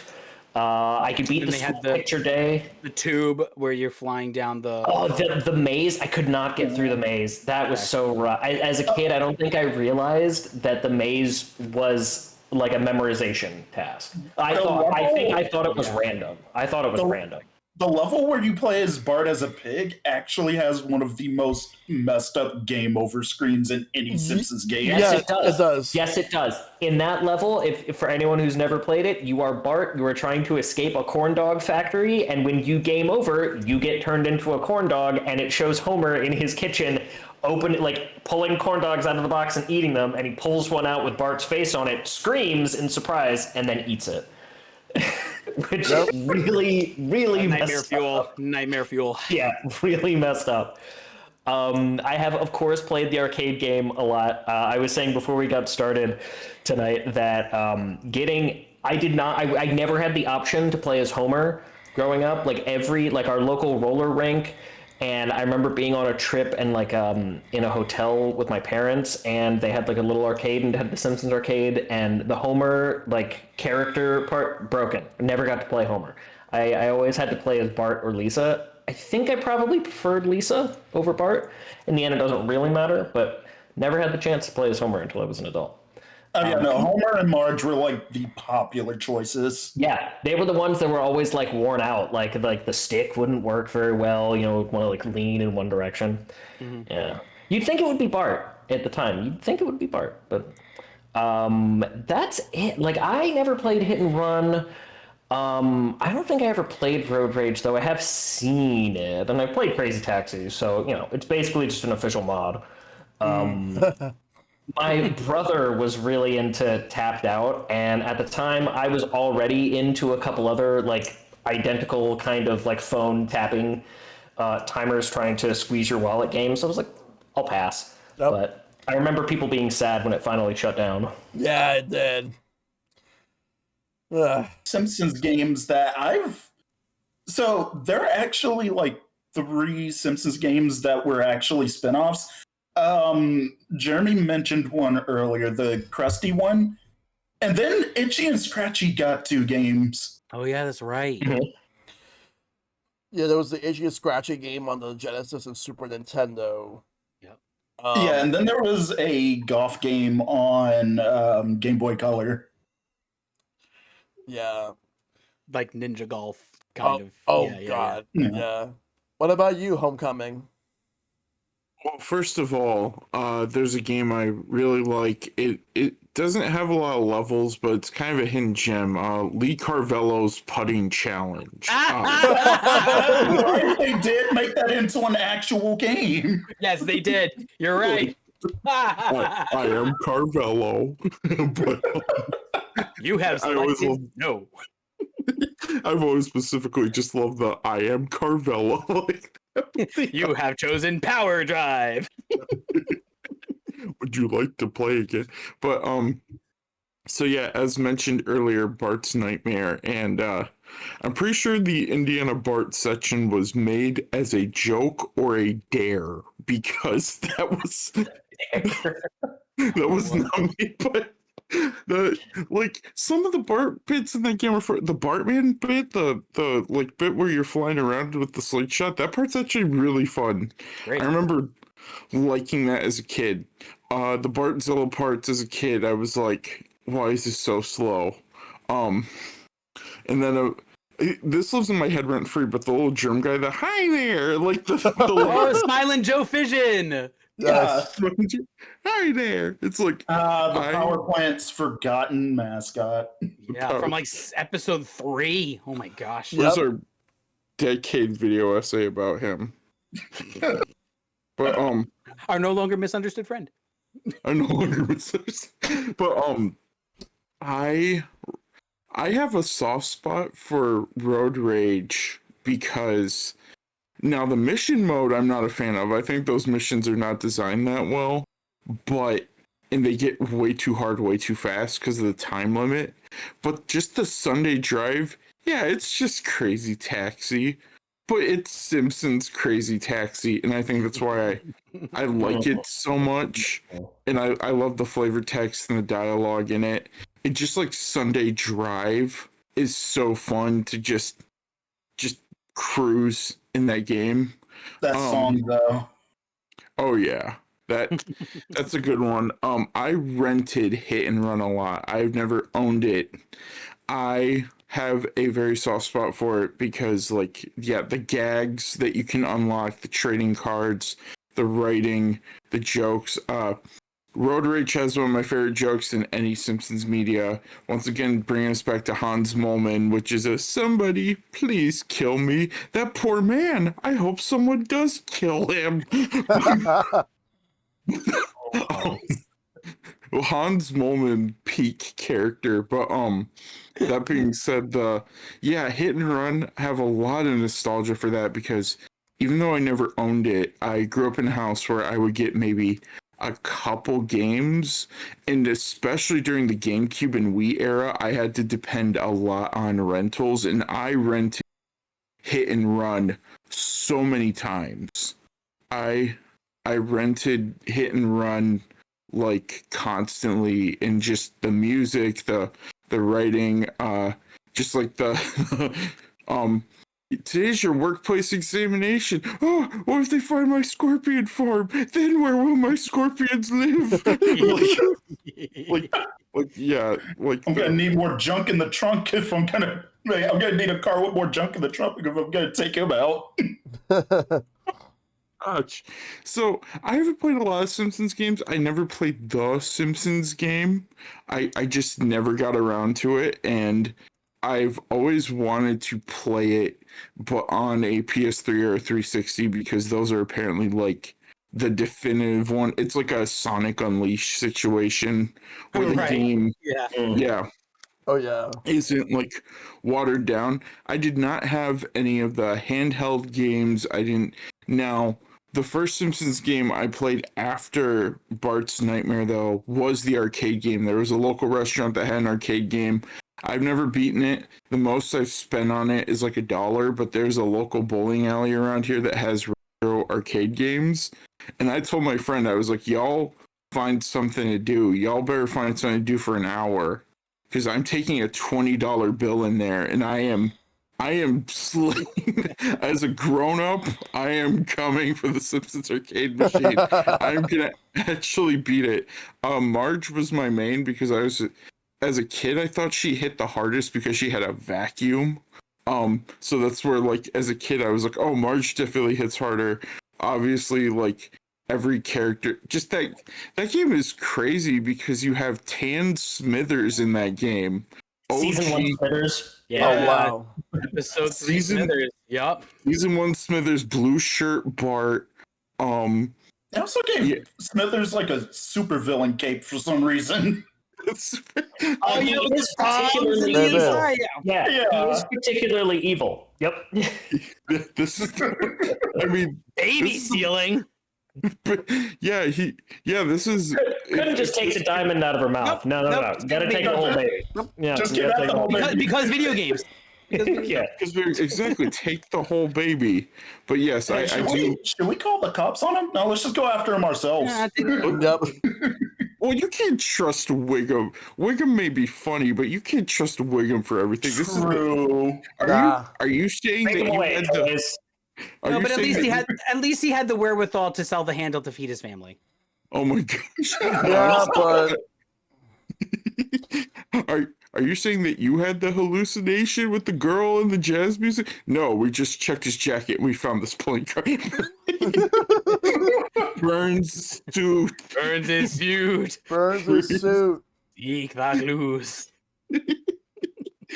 But yeah, that's about it for me in Simpsons game. Haven't played it much, but really just some really early ones, the arcade game, and just tons of hit and run. Like absolute. I used to.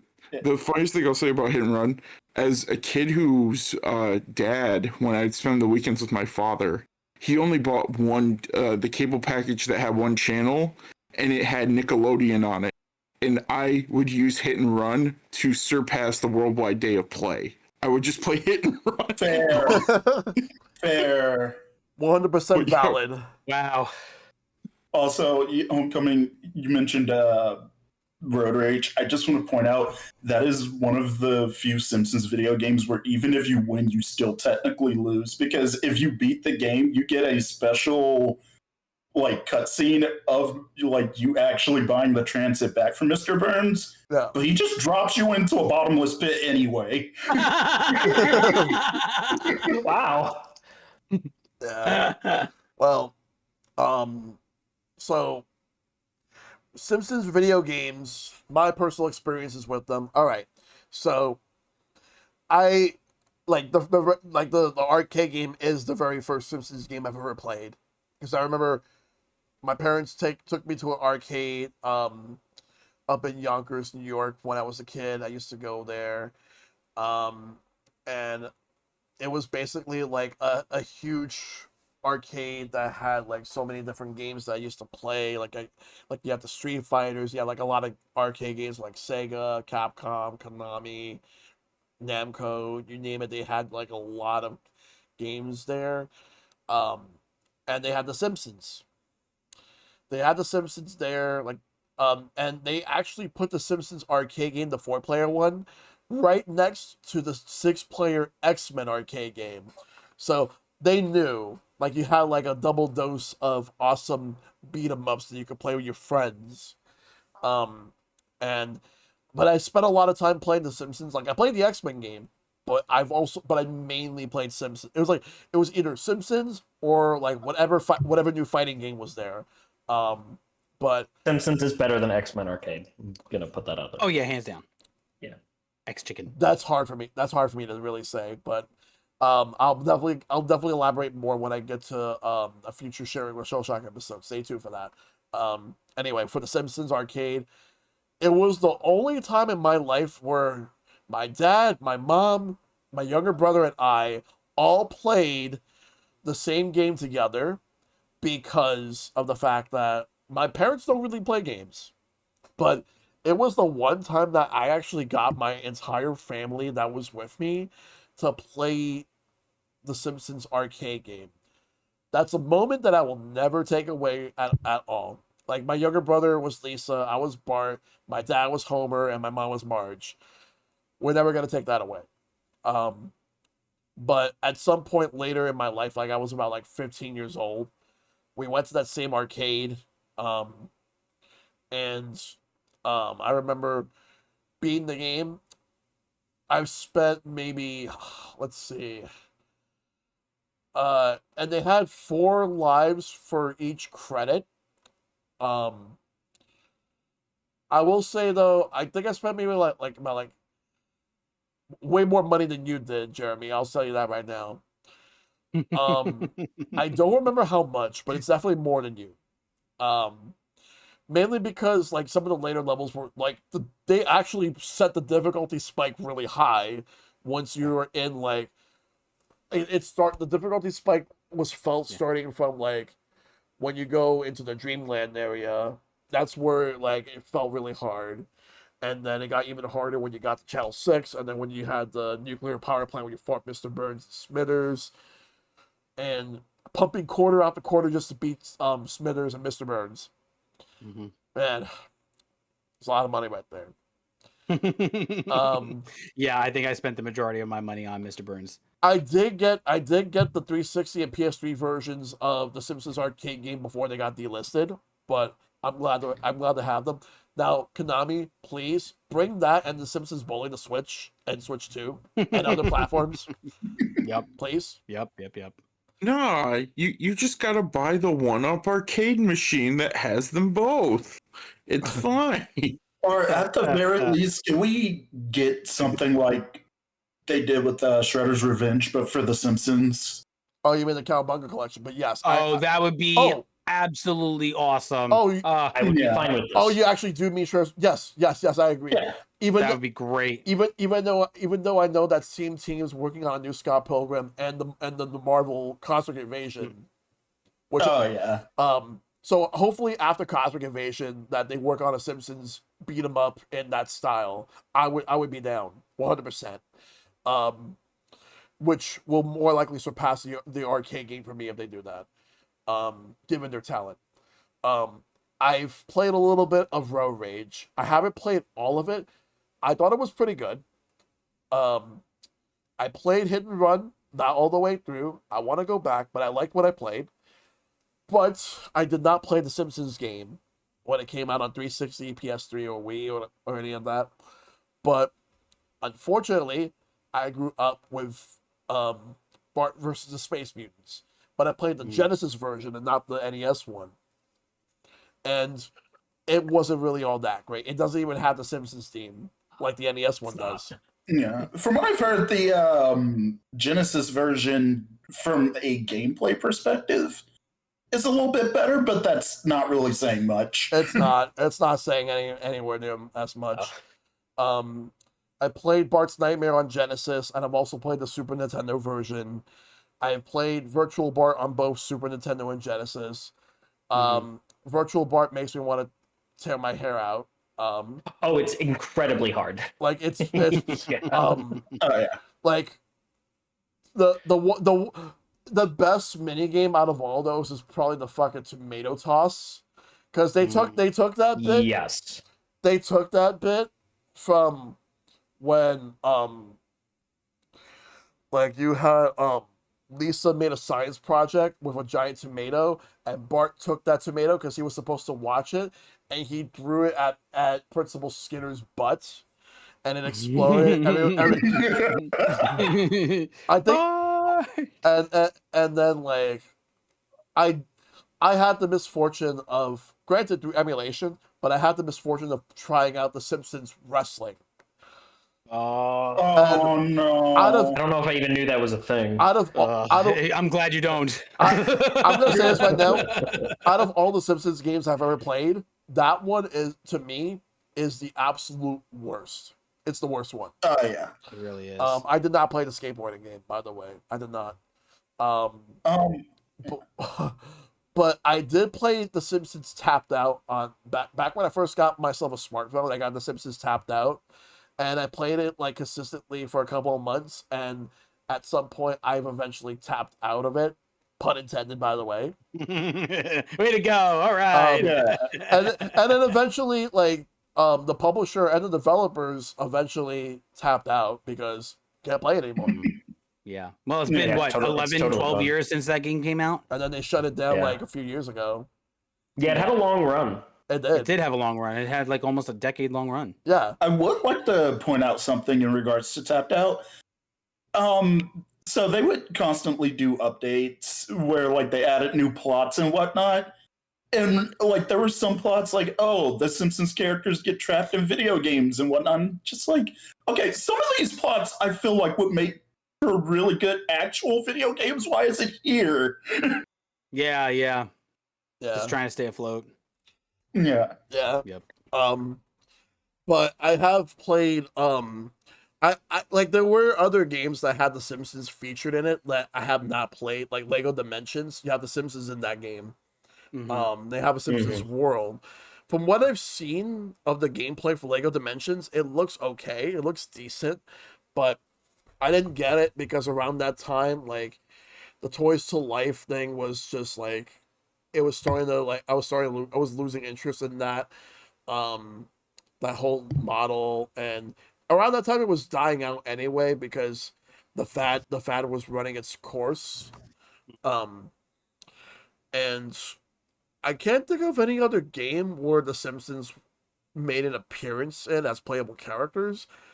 But since, I'm just going to say this right now, since Disney owns Fox and Marvel, can we please have Homer Simpson in a future Marvel vs. Capcom game? Please? Can we have Bartman? Yes, Bartman. Oh, yeah. I love Bartman. That would We be have Bartman? amazing. Go ahead.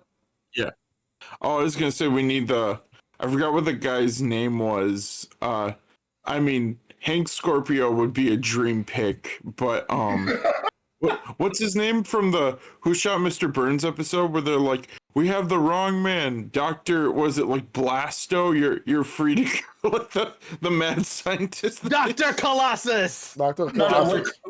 No, what you gotta do is you gotta put Mr. Burns in Marvel vs. Capcom, but give him his mech from the arcade game. Yes.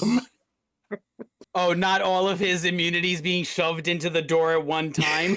He only has So he's indestructible. He's like a shed ninja. He's like a shed ninja. He only has a single hit point, but he's immune to most attack types. Right, Yes. You have to figure out. Yes. No, what I'm saying is the opposite. I'm saying that the slaves think you're invincible. Right. Yes. Indestructible. I love that gag from the arcade game so much, where it's like his mech has 3 phases. After you beat it, it's just Mr. Burns himself, and he goes down with 1 hit. Right. Right. But yeah, but before like I do have one more question before the community topics, but before we do, I just want to bring something up. Let's talk a little bit about the movie. Ooh, Yeah. Let's talk about the movie. yeah. Okay. All right, so I first seen the movie when it came out back in like 2007. I've seen it on the exact day it came out. That's actually the only time I've ever seen the movie, but so good. I enjoyed it. I watched it with my brother and at the time his ex-girlfriend from that time period. Like we all went together, and we had fun watching the Simpsons movie. Because I remember Burger King had a huge promotion tying in with that. Like they were making, And so did 7-Eleven. yeah, they were making, Yes. Yeah. they were making a big deal back then of the Simpsons movie.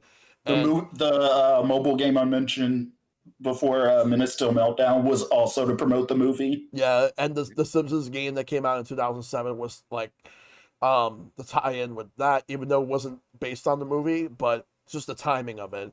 But Yeah. because I remember growing up during the Simpsons prime eras, like the golden eras, like I had been wanting a movie for so many years. There have been multiple instances where like we almost got a movie. One of those was Camp Krusty. That was also a movie. That was almost a movie. Yeah, that was almost a movie. That's right. But then for whatever reason they felt that it wouldn't, like they couldn't come up with a storyline that would work as a movie, so they decided to turn it into a 22-minute episode. Yeah, they couldn't elongate the idea. I can't think of any other episodes that almost became movies. It might have been also like the You Only Move Twice. That could have potentially have been, but other than that, I've heard that they've had multiple scripts. Oh, and then they kept rewriting, like changing ideas on how they wanted to do this movie. And it got to the point where they finally settled on a script, animated it, took years to do it, and then I've always had a theory, and there were other people I know that also had the same theory, or or something similar, where they used up a lot of their energy for a couple of seasons, where like they were kind of phoning it in here and there, just to make this movie. Oh yeah, absolutely. I remember my brother before the Simpsons movie came out. He was living in LA at the time, and he got to see the movie in like a test group for it. So it was like an incomplete version of the movie. He said some parts of it like weren't colored at the time yet, but like all the baseline animation was there.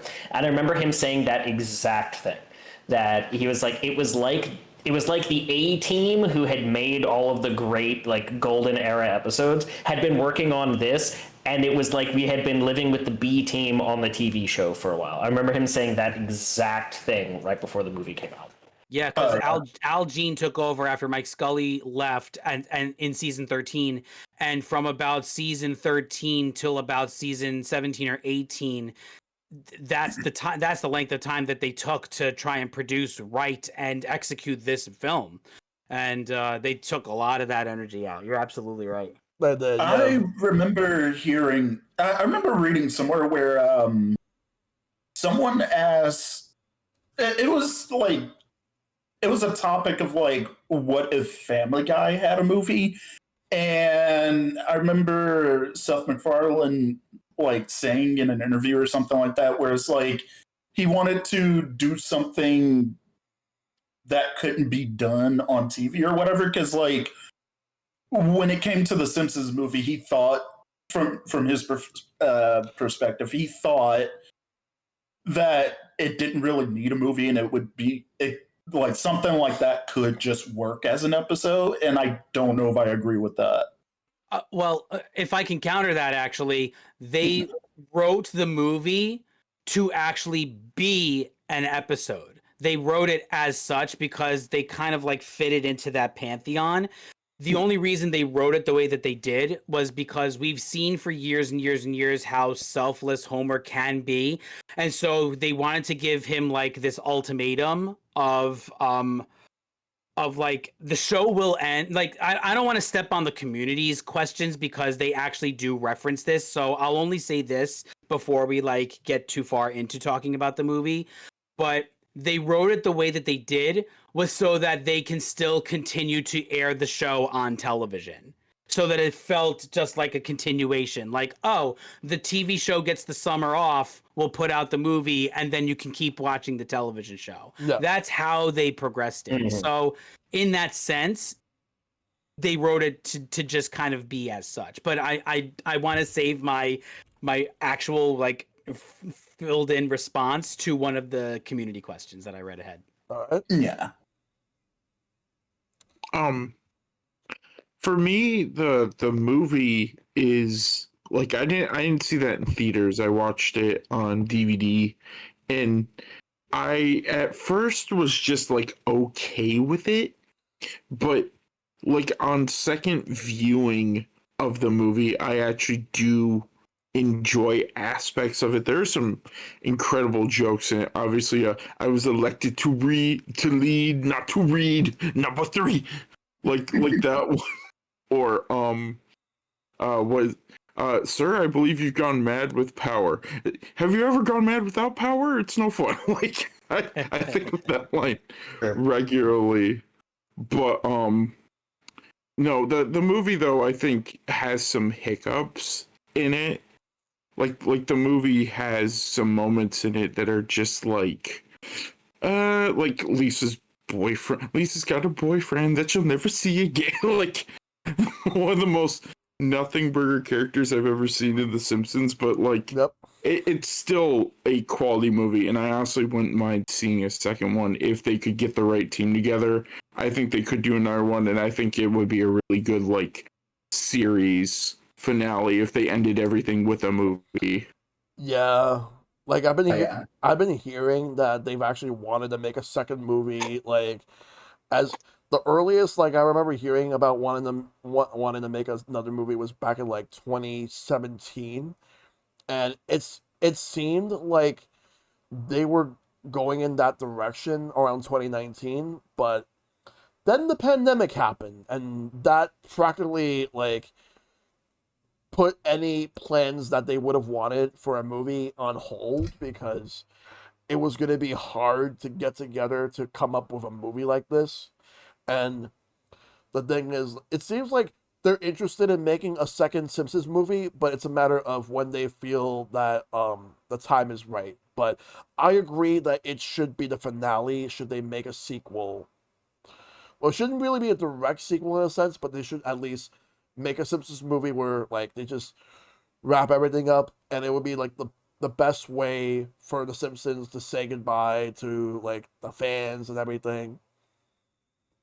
Yeah, I agree. Make it more of like an event and use that longer runtime to be able to touch on all the different characters. Because a direct sequel wouldn't make any sense. That's not how The Simpsons is orchestrated. It doesn't really have continuity between things. There's very few events over its long history that have actually happened in one episode and affect another thing. So it wouldn't make sense for the movie to like suddenly rely on past knowledge that way. Yeah. You know? Yeah, one of the few times that the show had some kind of continuity was where they actually did reference the ending of the movie in the following episode. But that even then that was only in the couch gag. Yeah. Mhm. I mean, there are ideas carried through for characters like Lisa is still a vegetarian to this day because of that one episode where Paul McCartney, came in and kind of inspired her along with Apu. But in reference to having the Simpsons like end, I mean, again, I'm kind of stepping over one of the community questions, but the way the show ends is one of three ways. One of the main cast passes away.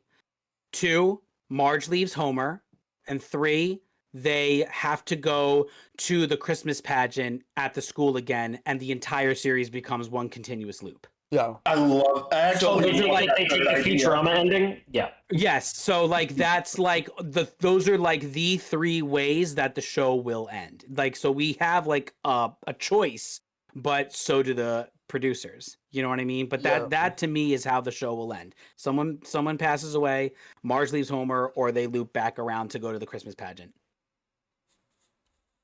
Yep.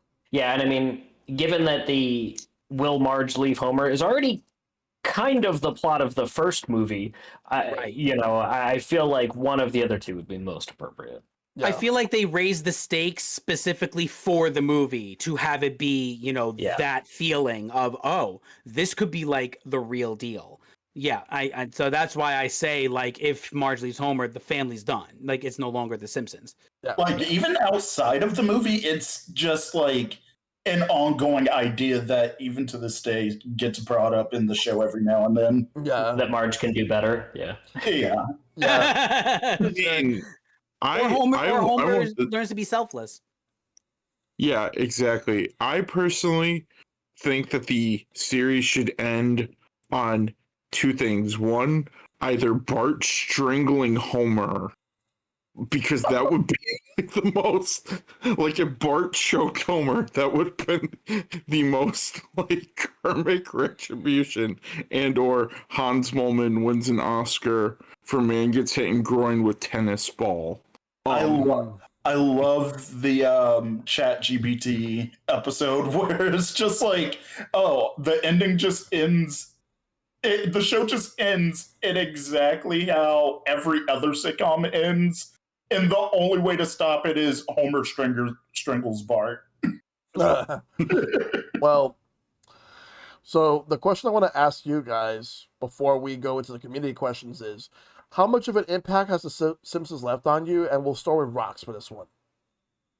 So, for me, in terms of like how much of an impact it's left on me, this is one of my favorite shows of all time. The Simpsons is one of the things that kind of inspired me to get into drawing in the first place. Like, if it wasn't for The Simpsons and Sonic, I probably wouldn't have wanted to be an artist. Specifically with the world building of The Simpsons. Like, even though the layout of the town is constantly changing, in your mind you can kind of picture how everything should be. Like, you can imagine, okay, Moe's Tavern is somewhere downtown. Downtown is not entirely within walking distance of the Simpsons house, stuff like that. So it's like, this is what made me want to get into animation, what made me want to become an artist, stuff like that. Yes. It's a very good way to get you into art, because The Simpsons in general always had some pretty good art.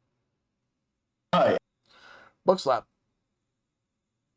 It's really hard to quantify how much of an impact it's had on me, because it's just been such a persistent part of, like, it's such ingrained things, like my vernacular, or the way that I can make small talk with people, or like it's one of the things that when I'm at home, which I'm only back at my parents' house, for Christmas, like once a year. I don't see my brothers very often, but it's one of like a couple of things that we use to just perpetually relate to one another. It's like Simpsons and Marvel movies and like talking about Sega Genesis games, and that's basically it. It's just part of that, like, rose-tinted glasses towards the past that we can have this common bond. Or like I'm playing D&D with someone and we can just drop like a Simpsons reference into the fantasy setting, and it's just like an understood thing.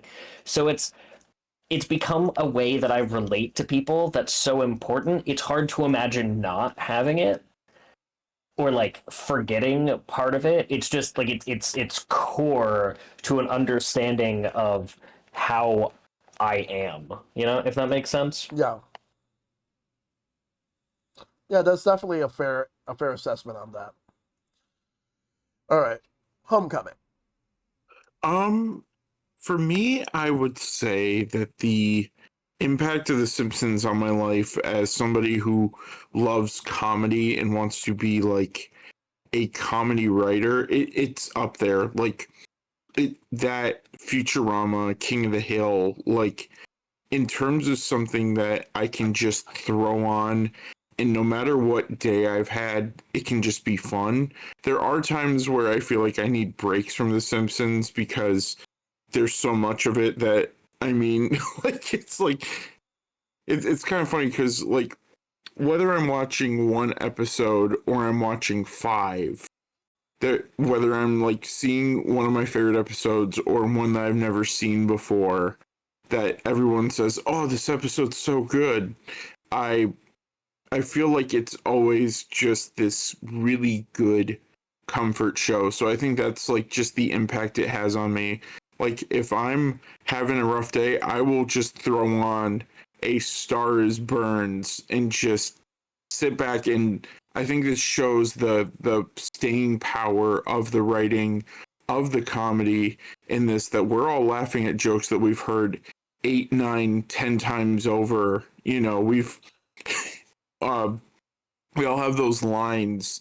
So in terms of impact, it's one of my comfort shows. It's a franchise that I really enjoy and respect, and it's gonna, in terms of animation history, it's made its impact. That show, SpongeBob, you know, there's so many that want to be like The Simpsons because it has moments that you can see yourself in the characters, whether it's a Lisa episode, a Marge episode, a really funny gag. You know, we might all have our own personal Ned Flanders in our lives, somebody who it's just like, man, I really are just stuff like that. Or who knows, you may be the Ned Flanders and someday the royal you might end up just going off on everybody. Yep. My personal favorite still being you are the worst person I've ever met. Hey, I got off easy. But yeah, just at the end of the day, comfort show. It's great television, and I would like them to wrap it up a little bit. I don't mean this in a mean way possible, but you can hear the wear and the tear. Homer sounds like he needs a glass of water in these months. He sounds like he really needs a tall glass of water. Yeah. Like let these actors be done. Like they've given us enough. Let them get something. Let them get a break. Yep. But yeah. Yeah. Jeremy, what about you? So I had mentioned this before. This show is generational. It is a language. The show is a language. We can reference at least the majority of anybody relatively close to our age and be able to say dental plan and have someone else in a party yell Lisa needs braces. Yes. And we know who to talk to. It's that kind of an impact. Personally for me, the kind of impact that it has is that I'm a very positive person just by nature. I am an optimist. So for a show that is so satirical, it can also be seen as borderline cynic, but it's not.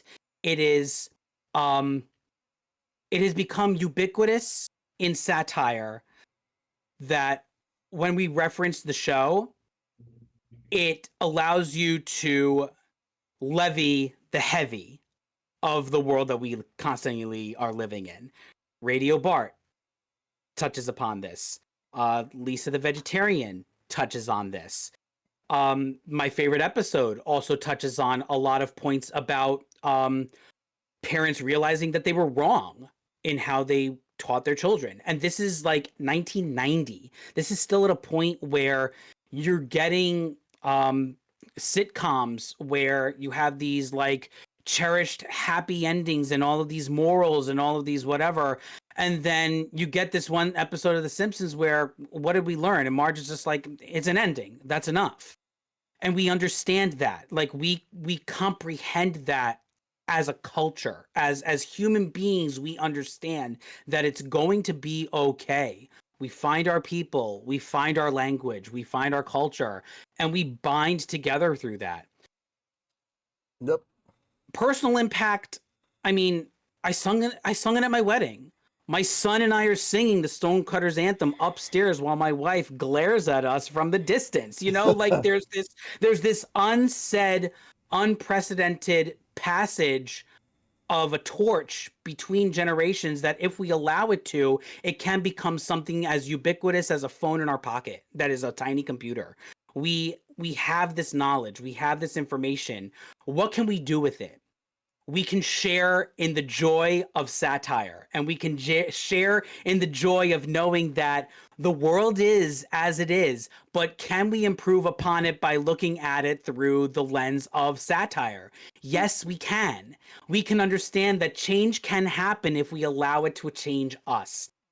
I'm going to reference this again.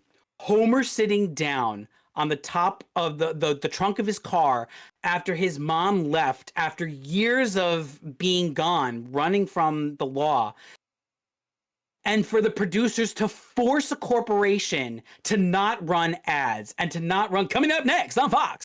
There is a beauty in the silence, in sitting with it, and it's letting that settle that makes The Simpsons as endearing as it can be. There are those pockets of beautiful quality that the writers specifically set out to make this show have that kind of cultural impact. There's no other show that can put yellow at the forefront and say, oh, you think your TV's out of tune? You're going to have to explain that to your children in 25 years. And that's the kind of impact this show had on me, is that it is generational, and that I can say to a crowd like, go, and we all sing See My Vest together. Yes. I just want to point out that it's amazing that one of the most beautiful moments in the show comes from a character who is typically portrayed as a stupid idiot with anger issues. I love that so much. Yeah.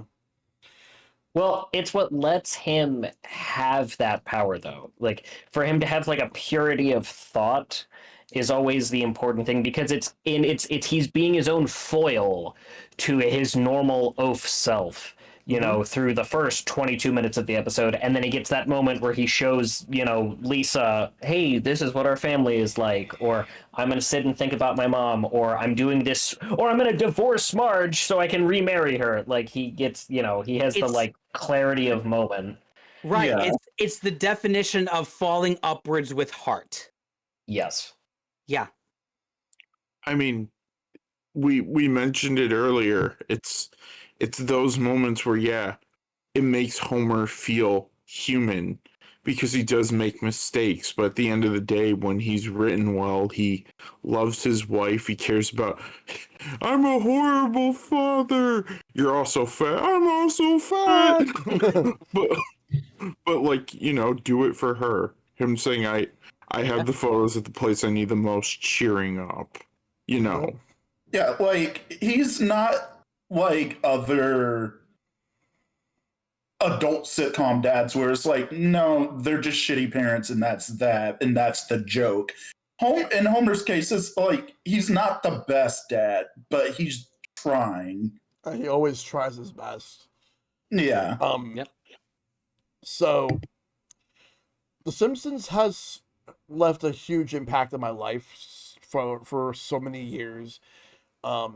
Scott made through like a lot of moments throughout my life, childhood, teenage years, young adulthood to now.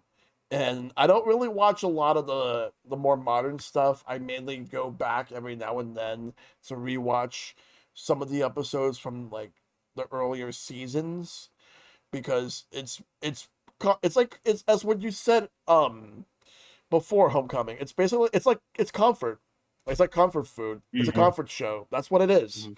Because I could always go back, and there's so many episodes that at least put a smile on my face, even on days when I feel down. I just feel like crap, and I just needed something that could be a huge pick me up, and The Simpsons would always be that. It helps so much for me. Always watching some of my favorite episodes, even episodes that aren't even my favorites. Some of them are like probably my least favorite episodes.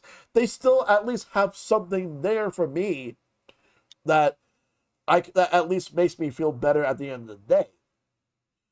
And with this show, I've seen so many different moments. I've connected with so many different characters on this show. One thing's for certain, no matter how long this show lasts, it could end tomorrow, it could end next week, it could end whenever. But no matter what happens, I'm always gonna have all these moments that I've watched this show. I'll cherish them for the rest of my life because this show means so much to me.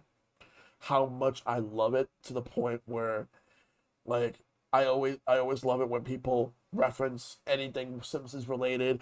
Whenever people post different memes about what's going on with their everyday lives or whatever, and they use gifs with the Simpsons on it. Anything that has Simpsons on it, like, just makes me happy.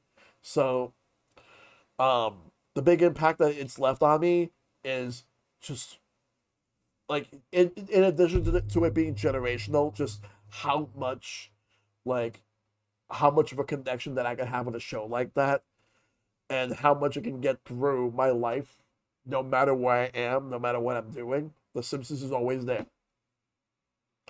So that's my answer. Now we got the community questions. So the first one. Before we hit the community questions, there's one episode that we haven't touched upon at all, and I think that it needs referencing to the impact of the show, and that is when Dustin Hoffman was the guest star in Lisa's Substitute, and at the very end of the episode, he gives her the card that says "You are Lisa Simpson." Like, that is the perfect like reflection of if we ever feel like we can't have anybody to in our real lives to, you know, attach ourselves to or latch on to or to reference or to idolize or to you know, heed any kind of wisdom. The simplicity of knowing that we are who we are and that's okay, as long as we are a decent person, we can do whatever we can to make ourselves better and to make the world better, and that's what this show set out to do. I I usually do feel a bit emotional a lot more whenever I watch episodes based on like characters that get killed off. Um, the one that gets me is the one where Bart goes to the hospital because he was eating a crusty cereal, and it had like this little Oh, blade. Metal Jagged Crustio. yeah, Yes. Round Springfield, that's one of my favorite episodes. Yeah. And then that's where Bleeding Gums Murphy was hospitalized. And Lisa found him, and they bonded once again. Um, and Lisa helped reignite Bleeding Gums Murphy's passion for jazz, and it actually also, and at the same time, also helps motivate Lisa um to win the I believe there was some sort of competition at school.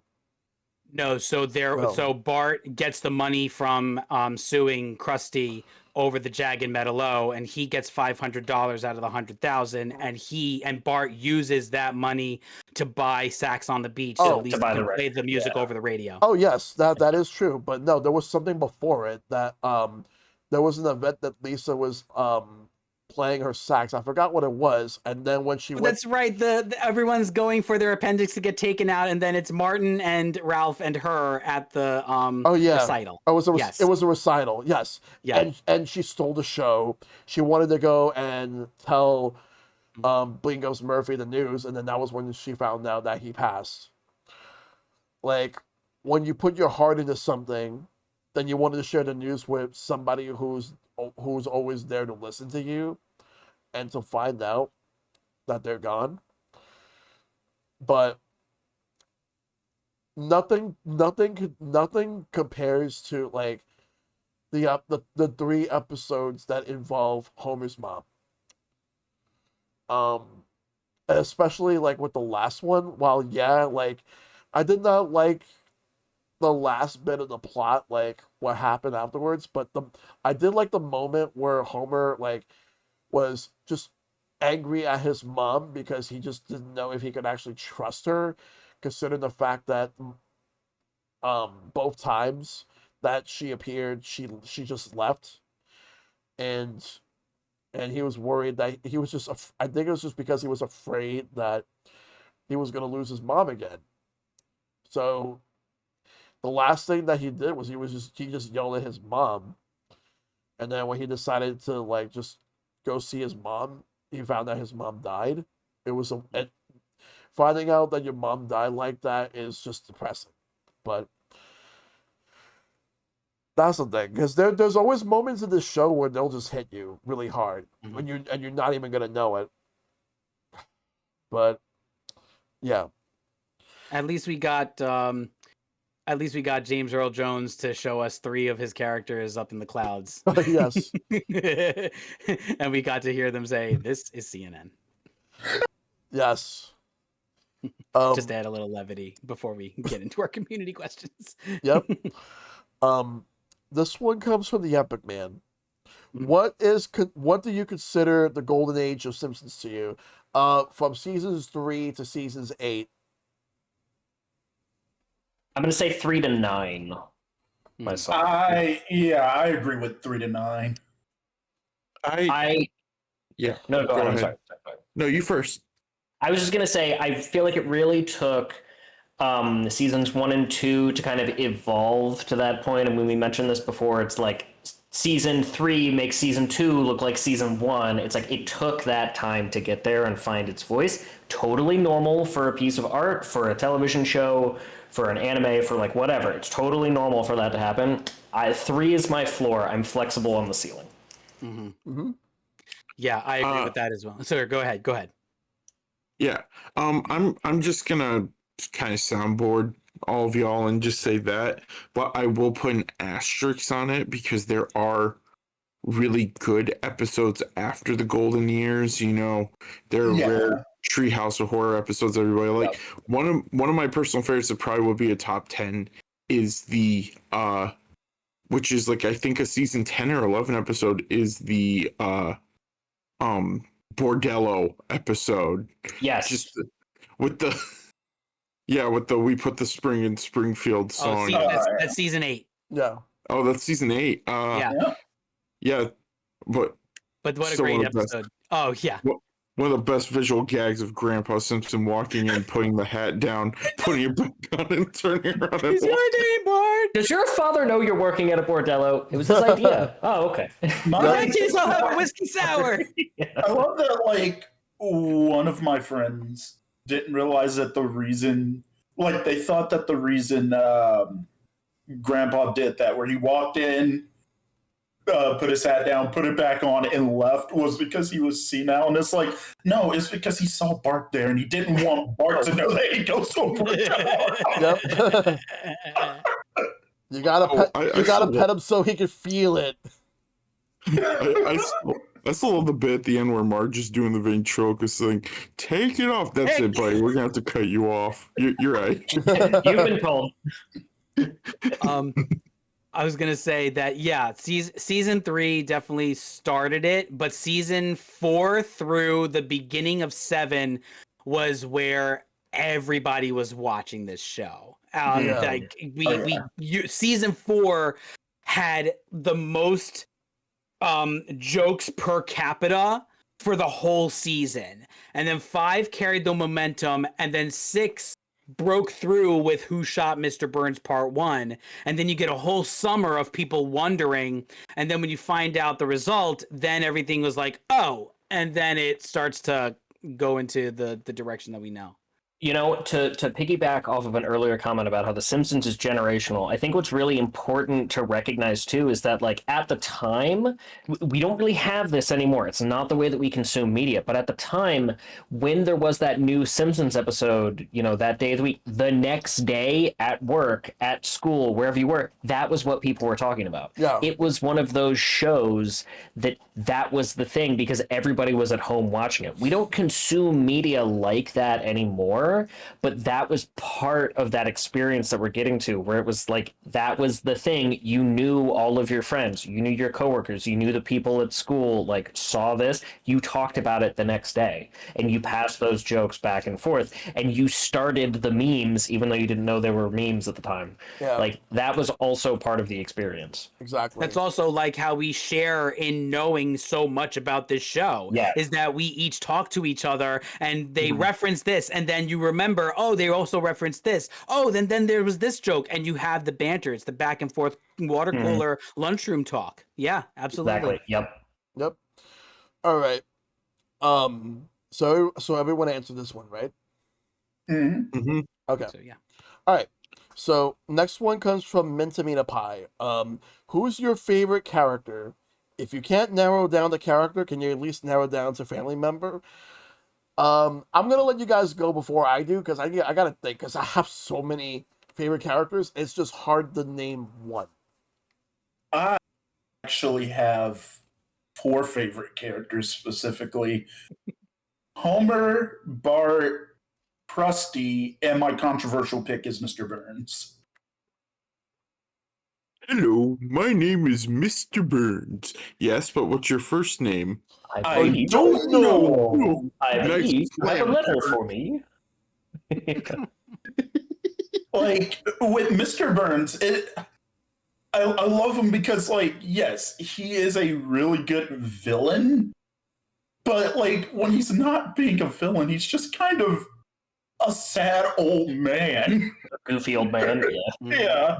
Yeah. Last time I checked, these were December 21st, 1929. Oh no. Oh no. Oh no. I'm never tired of the very subtle jokes about how old Mr. Burns is. Like when Homer has the auto dialer and 0000001 is Mr. Burns, or his social security number of 1. Damn Roosevelt. Oh no, it's not 2. Damn Roosevelt. Yeah. I never get tired. It's so good. It's so I good. never get tired. I just thought of a few characters that I say are my favorites. Go for it. Okay, so I'm going to name my favorites that are not part of the Simpsons family in any way. I've always been a huge fan of the comic book guy. The comic book guy, especially like when they have the episodes where, like, any episode that revolves around comic book guy or revolves around like any of the characters that go into the comic book shop, and like hence the fact that I Am Furious Yellow is one of my favorite episodes because of the fact that like you have Stan Lee come in. Another character that I absolutely love in this whole world of Springfield, I am a huge fan of, like, well, it goes back to Troy McClure. Like I've always been a huge fan of Troy McClure. Rest in peace, Phil Hartman. I have always been a fan of Nelson. Like, to me, it goes way beyond the whole ha ha. He does very good in home ec. Gotta nuke something. That, and also the fact that Gotta nuke something. I just always felt like if Lisa really did pursue any actual relationships with anyone in Springfield, Nelson would be the one. And he would also be the one that, like, I don't think he hates Bart. I just think that he actually wants Bart to be a better person. But it's just the way he shows it, not the best way. Well, there's that one Treehouse of Horror bit where there's a pumpkin. It's like, oh, a green pumpkin? I refuse to be around that. It's like, how dare you say that? We shouldn't, like, treat anyone that way. And then he's like, so what? I'm an evil pumpkin who has preferences or whatever. And then he eats Nelson. He goes, I'd rather die than sell up my beliefs. Another character I would say is Krusty the Clown. I've always been a huge fan. Oh yeah. And There was one character I really liked, but I kind of got soured on him because of what they did later on. Fat Tony. Mm. Yeah. I love Fat Tony. Like every time they had the mafia, like and they have Fat Tony, I always loved them. I So many Sopranos references. I will say, I I despise Fat Tony. I did not like the fact that they brought his cousin in, Fit Tony, and then Fat Tony died, and then he gained so much weight to become Fit Fat Tony. I did not like that. I thought that was so pointless. Why would they do that? Yeah. Yeah. Like people think it's funny. It's stupid. They wanted to kill off a. It was one of the few times where they wanted to kill off a character but not commit to it. No. Yeah. It's just letting them like reset as they need to. Like I wonder if originally like the plan was that like um I can't never pronounce the actor's last name. Fuck. Because I was thinking he probably was gonna leave the show. Let me see. I want to look this up. Is it Hank Azaria? No. It is Joe Mantegna. Yeah. That's Oh, what it Joe is. Mantegna. Yeah. Yeah. Because I was thinking that was the point where he was gonna be leaving the show, but no, he wasn't. But yeah. And also like Disco Stew wants to talk to you. Disco Stew does always crack me up whenever he shows up on screen. Back away, not today, disco lady. Oh, it was. Go ahead. I feel like my answer is kind of cheating, but I'm gonna say that they count as one character, Patty and Selma, as a collective. Yeah. I'm gonna say they count as one character. They went from being in earlier seasons, they're more of just like a bit joke to make a fat joke about Homer and how he disappeared into fat air, or what have you. But when they have the opportunity to have a Patty and Selma centric episode, they're all bangers. Yeah. They're all bangers. Like they all work. Where is the adoptive daughter? We haven't seen her since like multiple. We haven't seen seasons.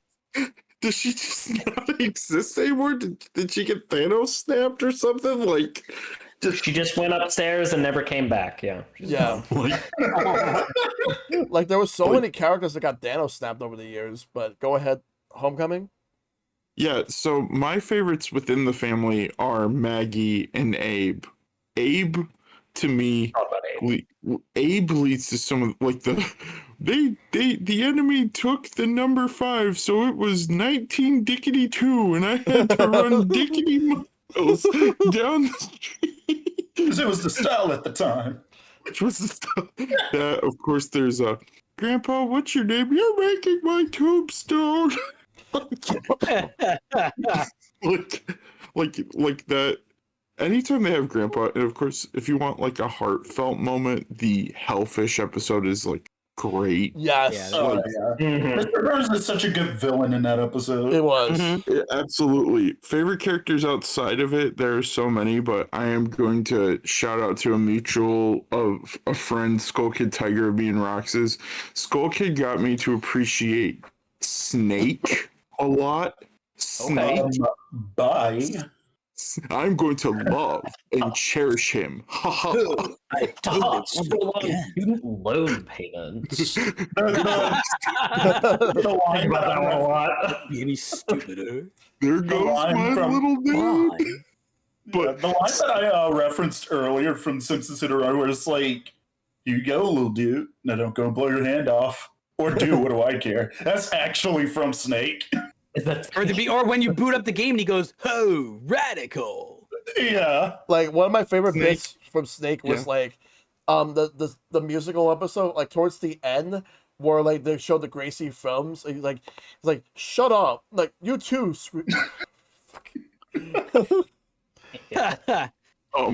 I yeah. Also, Skull Kid got me to appreciate Hans Moleman because the more I think about Hans Moleman as a character, just he ate my last meal. No talking from now on. Like, Are you allowed to execute in a community jail? I'm actually 23. eating their biggest bag of birdseed? No, that's too No, big. that's too big. Remember, No, that's- remember when he was dating Selma because Selma was just desperate to get married and have kids, and then she realized what future she would have with him. Oh yeah. Just waddling around. Waddling in the glasses, Yep, bumping into each other. yep. And their little weeble wobbles.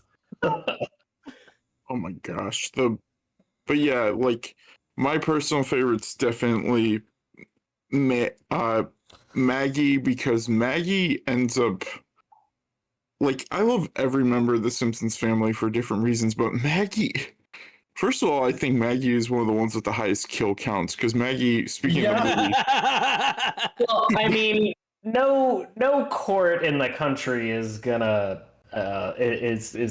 prosecute a baby. I mean, Yeah. I thought she killed the main villain of the Simpsons movie, but he appears later in the series, so I guess not. she, Yep. well, she also successfully shot Mr. Burns. He took her lollipop, so she shot it. Dude, she saved Homer from the mafia by shooting at them. Yep. Yeah, she is like, we are not going to talk about the more recent seasons where they tried making. So you had that one moment with Fat Tony, Shell. Mine is the one where they're all arguing and Maggie tries talking and she goes, "Oh, you won't listen, Maggie, never speak again." And I was like, "Oh, no, don't." To me, Maggie only talked once, and that's twice. Once when she said "daddy" at the end of that one episode where he said "never grow up." As And Elizabeth Taylor. That one, and the only other time that I will accept Maggie talking is, "Wait, Maggie is accepting becoming a Flanders. Hadley diddly." Oh, There's one more. There's one more.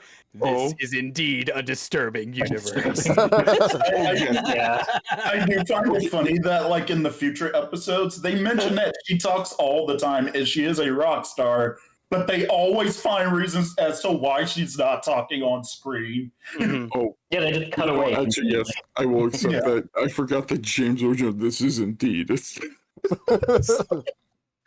Oh my gosh. Yes. That Treehouse of Horrors episode is messed up because every single one they find a way to stick an axe in Groundskeeper Willie. Well, Yeah. that's I not messed thought- up at all. That's I- perfectionist comedy gold. That is. I thought about that episode, that Treehouse of Horror, when we were talking about our favorite episodes, because that one genuinely scared me as a child. Absolutely. Beginning to The end, Nightmare that one was Cafeteria. terrifying. Yes, yeah. that I one will- was terrifying. I will say- I thought about saying that. We're gonna talk. episode. We're gonna talk about Treehouse of Horror in a little bit, but I did want to bring up a Simpsons family member that is my favorite because I haven't had a chance to do that. Only the non-family members. But I'll say this: in terms of who is my favorite Simpsons family member, it's probably gonna be the most basic answer: Homer. 'Cause Understandable. It's a good answer, though. It's a good answer. I identify with Homer more than anyone in the family. I mean, as a kid, I identify with Bart because Bart was a kid. I was a kid, but I'm an adult, and I cannot identify with Bart anymore. I have not identified with Bart since I was like a teenager. I love that The Simpsons is one of the few shows where, well, it's one of the few IPs in general where saying that one of the main characters is your favorite is not the basic answer. Like, it's just as valid as saying one of the side characters is your favorite. Yeah. All right, so I didn't get to answer. go ahead. So my favorite Simpsons family member is Lisa because she is flawed and she overdoes, she's a person of extremes. But she's 8. She's the middle child. She tries to just figure out how she's going to fit into all of this. Is she overambitious? Yeah, absolutely, but there's nothing wrong about having to dream big. but there's like a shared humanity in understanding where Lisa's coming from, which makes her my favorite of the Simpsons family members. But then again, if we're looking outside of the Simpsons family, but darling, the boy drove me to murder by exonerating a harlequin who I framed for robbery at the Quickie Mart. Oh, it all sounds so stupid. It's Sideshow Bob. It's Sideshow Bob. Like, whenever he comes in, Kelsey Grammer is just delivering. He hates to laugh like Sideshow Bob, but it's that maniacal understanding of that seething hatred for laughing like that that makes it so endearing. His whole path throughout every time he's on this show just shows how you can evolve a character season by season by season in one-shots. Sideshow Bob just exemplifies all of the sensical humor that my parents understood from Frasier and puts it in a language that we can all understand. Yeah. Like, Sideshow Bob gives us what we feed off of from higher society, like that higher epsilon of intelligence that makes us feel like, are we worth this? But then we remind ourselves that he's a psychopathic murdering, like, whatever. Like, you know, like there's that healthy balance there.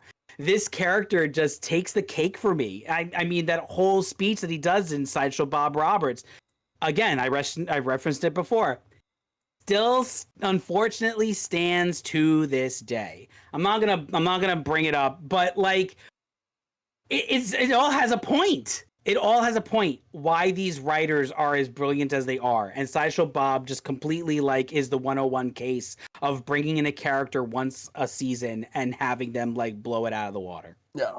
I love that Sideshow Bob goes from, like, throughout the course of the entire show, he goes from just wanting to kill Bart to wanting to get rid of the entire family because they keep getting in the way of him killing Bart. Mm-hmm.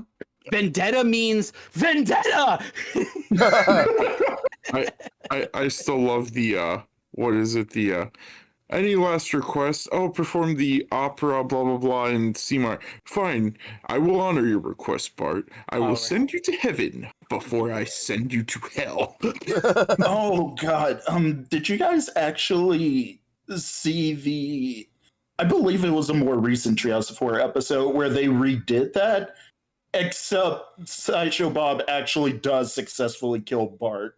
Yes, No. I did see that. Yeah, I it's gotta a find this. parallel timeline where he did kill Bart, and it's like the future, and it's like a Silence of the Lambs kind of spin-off with like adult Lisa. Yeah, Yeah. yeah, I gotta find Yeah. this. I gotta find it.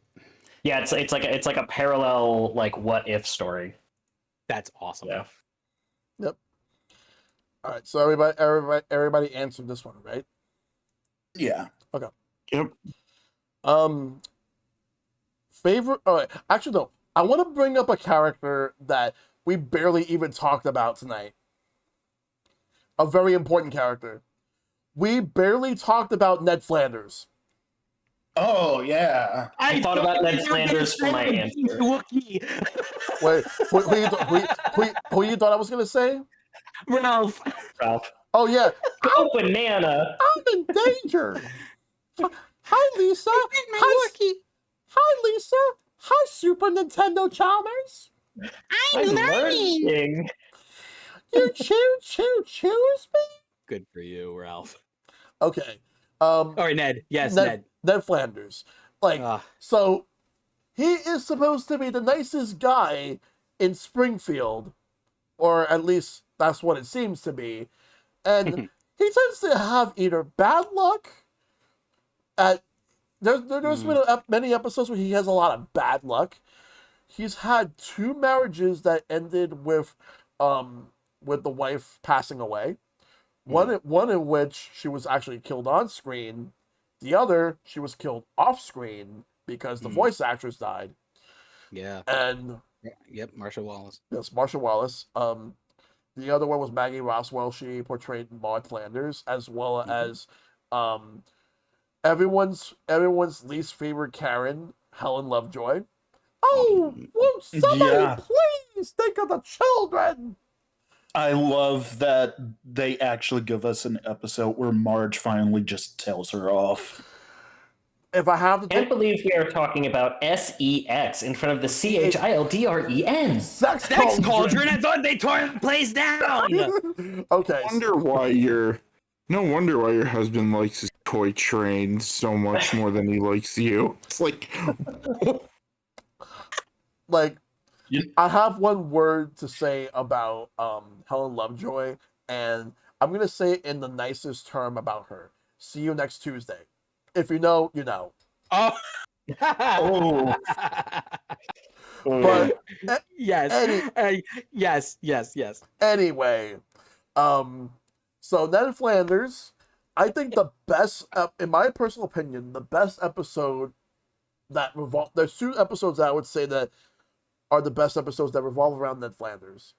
The first one is when Flanders failed, when he tried to, when he made the Leftorium, and then like he was unsuccessful in getting people to check out the Leftorium, and then when it was about to go out of business, Homer took it upon himself to convince everybody to check it out because he felt so awful because it was his fault. The other, remember the episode where it had the listen lady, like Marge is the listen lady, where Oh yeah. Oh That's yeah. That's actually my favorite Marge episode. but like for me, like I just love everything like Flanders and what was Mr. Lovejoy's first name again? Helen. No, not Helen. The other one. I forget his actual first name. I They just just call him Reverend. Reverend Lovejoy. Yeah. Yes. Yeah. Yeah, Reverend Lovejoy. And like considering how much he loves trains, and then like towards the end, like the whole climax with the zoo. I think his first name might be John. Now that I'm thinking about it, I could be wrong, but yeah. Yeah. His first name is Timothy. Timothy. Yes. Timothy. Timothy Lovejoy. Yeah. Yes. Timothy Lovejoy. Yeah, Tim Lovejoy. Yes, great episode by the way. Here it is. But Ned Flanders has so much bad luck, and it's like every time like he's always presented as like someone who has the perfect family, but in reality, he's seen through a lot of shit. He's dealt with a lot of shit. The hurricane episode is definitely Hurricane Nettie. That is The yeah. That is one of my favorite moments in the entire show where Ned finally snaps and just goes off on everyone. Yes, like you get to see the who other you side. are, but I don't know who you are, but you look like you're a jerk. Hey, I just got here. What's going on? I just got here. Well, if it isn't Lil Lisa Simpson, Springfield's answer to a question no one asked. Oh, hey, dude. I hope you don't have a cow, man. Here's a question that you should be asking. Hey, got a quarter? I am shocked and appalled. Homer, you are the worst human being I have ever met. Wow, I got But that You are The beatnik parents, and like he hates the post office and his parents, and then he's like, oh hey, that felt good. he spent an We tried entire nothing and year. we're all out of ideas. Yeah, he spent an entire year just getting spanked. I still love him where it shows what he does every year. January 1st, better get started on those taxes, Nettie. Wakes up at midnight. yeah. Wait, Nettie, it's 8:45. You gotta go. Oh, it's 8:45. I've been sitting here chatting like it's 8:35. But yeah, It's the mints and the tax return. Mints. Also, can I Go ahead. just point out, Ned actually looks really good for his age, seeing as how he's it's supposed to be like 50. Oh yeah. Yeah. Also, technically, He's packing. I just realized Ned had a third wife. Remember when he and Homer went to Vegas, and they got That's true. Oh yeah, his He did have a Vegas Vegas wife. wife. He did have Yeah. Vegas wife. and they brought them back in a later episode. He had that white wine spritzer, and it just went downhill from there. Gosh. Yeah. And this was after like Mud died too, that they brought them back. Mhm. I I love there's a recent gag where they like were up in Canada and he meets somebody who's just like him and they go, Howdy diddly, Haley diddly. And they do that. It's like, hey, would you like a little pufferino?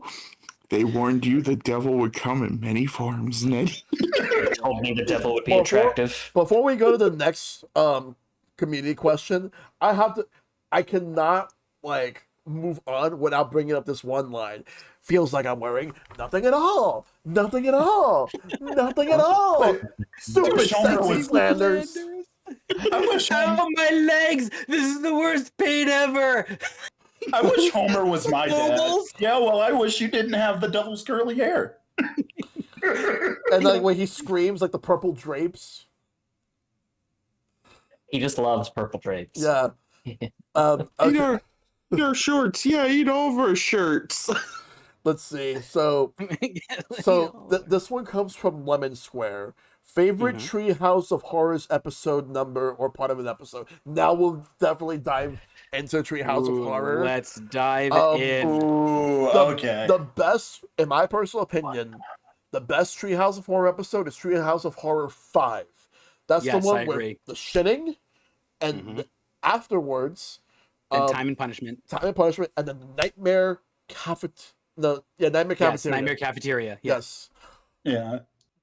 I don't have a specific treehouse number as much as it's a segment.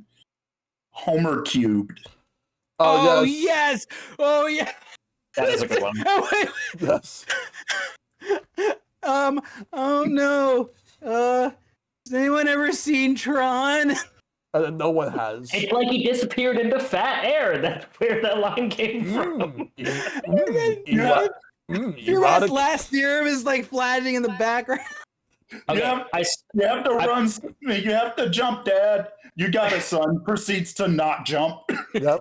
I saw a meme earlier today where someone's like, "Man, on PC gamers, or a game comes out and people are like, oh my god, the mods for this are crazy," and then the mods look like this, and it was that clip of Homer at the end of the episode in the real world, and it's like that is what game mods are like. Yes, it is. That is exactly what it's like. Look at all the people.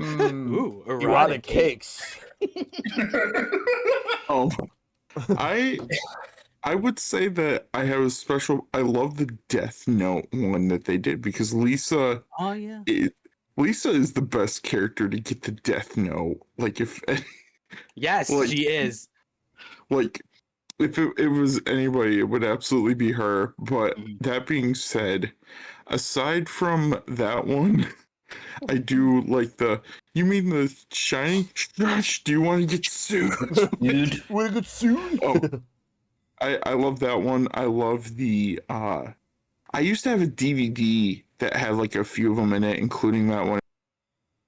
Cubed. I will say that this, I don't know why I should laugh at this. This is so wrong, but I forgot the one, but it's where it ends with all of their skin coming off and they do a tap number and then Santa At the end of Nightmare Cafeteria, yes. yeah, where that's he eyeballs part Bart and then he just drags yeah, that was the part very scary. Yes, as a child, yes, absolutely. My answer was also going to be Treehouse of Horror 5 because of Time and Punishment. Yeah. That's my favorite. Like, to me, all three of them are fantastic, and I love. I'm the first non-Brazilian man to travel through time. And I love like each of the segments where like at some point, Such a subtle joke. someone kills Willie with an axe. Yes. Oh, I'm really bad at this.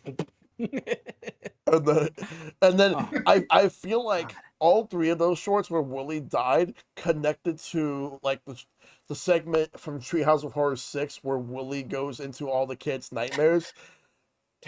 Do not touch Willie. That was a good one too. Stupid Smarch Weather. We talk 13th hour of the Do not touch 13th Willie. Good day advice. of the 13th month. We were there to discuss the misprinted calendars. Did we talk about the way he died in that one where he's like completely on fire and they're like, Willie, wait your turn and it's the PTA meeting. Mr. Van Houten has the floor. I don't like Millhouse having pasta twice on a same day or whatever. Having two spaghetti dinners. Yeah. There's one day. I will say this though. I really thought, well, okay, this was when Sam Simon was still part of the show, and he wanted to like really legitimize how the show was run and like the way that they wanted to carry forward. The Raven segment is amazing. Like to take classic literature like that and to bring it to, I don't want to pull any strings here, but to bring that to middle America, you know what I mean? Like in the 90s, that was unheard of. And they like legitimized it. They made it something like special. And when you get to the part where darkness there and nothing more, you know what would be really scary? What? Anything. like my son laughs at that, you know, like there's an understanding there, but there's building upon culture with that. And I really appreciated that. But I really love the one of the 7-foot eyesores where all of the advertisements come to life. I was And just at about the to bring end, that up. Paul Anka shows up and it's, ladies and gentlemen, Mr. Paul Anka. Just don't look. Just don't look. Oh, what a great! Oh yeah, and then what really scared me was the end when Ken Brockman was like, lock your doors, hold your children because the next advertisement that you see could be your last. We'll be right back. And what I loved was like fucking, I want a colossal donut and I'm going to get a colossal donut. And it's like that segment. That segment is so iconic. I told you, Flanders has it. That segment is so iconic that they reference it in like several games. It's like Marge decided to take it upon herself to tell Homer, just give him the donuts so that this could all be over, and it ended up getting even worse. Don't you hate? I don't want to laugh, but it's just so fun. Don't you hate being wrong all the time? Oh, also, I just want to point out something. Like, the scariest thing to me growing up when it came to the Treehouse of Horror episodes was the way they changed the Gracie films outro. Yeah. Oh, the screams. That genuinely creeped me out as a kid. It was very creepy. Yep. Yeah. The talking doll. That was great. Yeah. Oh, I love the leprechaun one where it just ends with him maniacally laughing in the car and then him going, "Can I change the radio?" like another one I would say, it was a later season one, but apparently people thought that this was a parody of the movie Clock Stoppers, where Bart and Milhouse had like a stopwatch that freezes time. Oh yeah, that's right. Oh, I love that one too. Yeah. And then, like, I love, like, towards the end, like, the time skip, where Bart and Milhouse are, like, over, like, 20-something years older, and then, like, after they fix the time, and all of a sudden, like, I forgot who was it that pressed the button, like, they just kept changing into different forms, and Bart just turns automatically back into being a kid. It was just so amazing. They turned the Fantastic Four, and then they just kept changing up until like when they were just like spinning hula hoops towards the end. That was a fun one. Yeah, there were a lot of great segments. Yeah. Oh, the Island of Dr. Hibbert. Everyone gets turned to animals. Oh, yeah. And Ralph shows up as a peacock and goes, "I'm a dog." Remember, what about the one with the evil dolphins?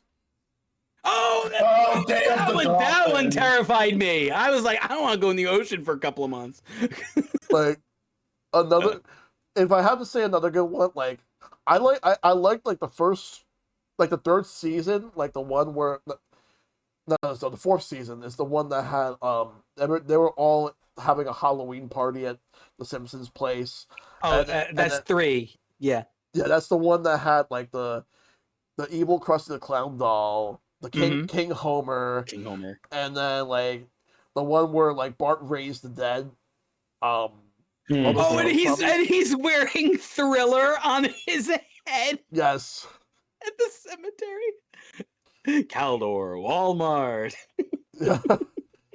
Yeah, fun. that joke went right over my head as a kid. I had no idea what those were. Like I know what Caldor is. Most people these days won't, unless like Unless you lived by the Metro Mall in Queens. yeah. But like like even some of the worst seasons had some really good Treehouse of Horrors. Mm-hmm. Yep. Yep. Like the episode with like the one with all those cloned Homers, and then all of a sudden you randomly see Peter Griffin. Oh, that's right. Yeah. Oh, my favorite like moment of like the whole of all of them is Super Fun Happy Slide. Yes. And then a little bit I'm gonna be here again. and then a little bit after that is no, before that is when Mr. Burns is over Bart, and he like just the delivery that Harry Shearer gives. He's just like, well, if it is a little boy. Okay, so I would say that Clone Homer one has been ruined for me because people have put the Super Bell Hill music from Super Mario 3D World over that. Oh no!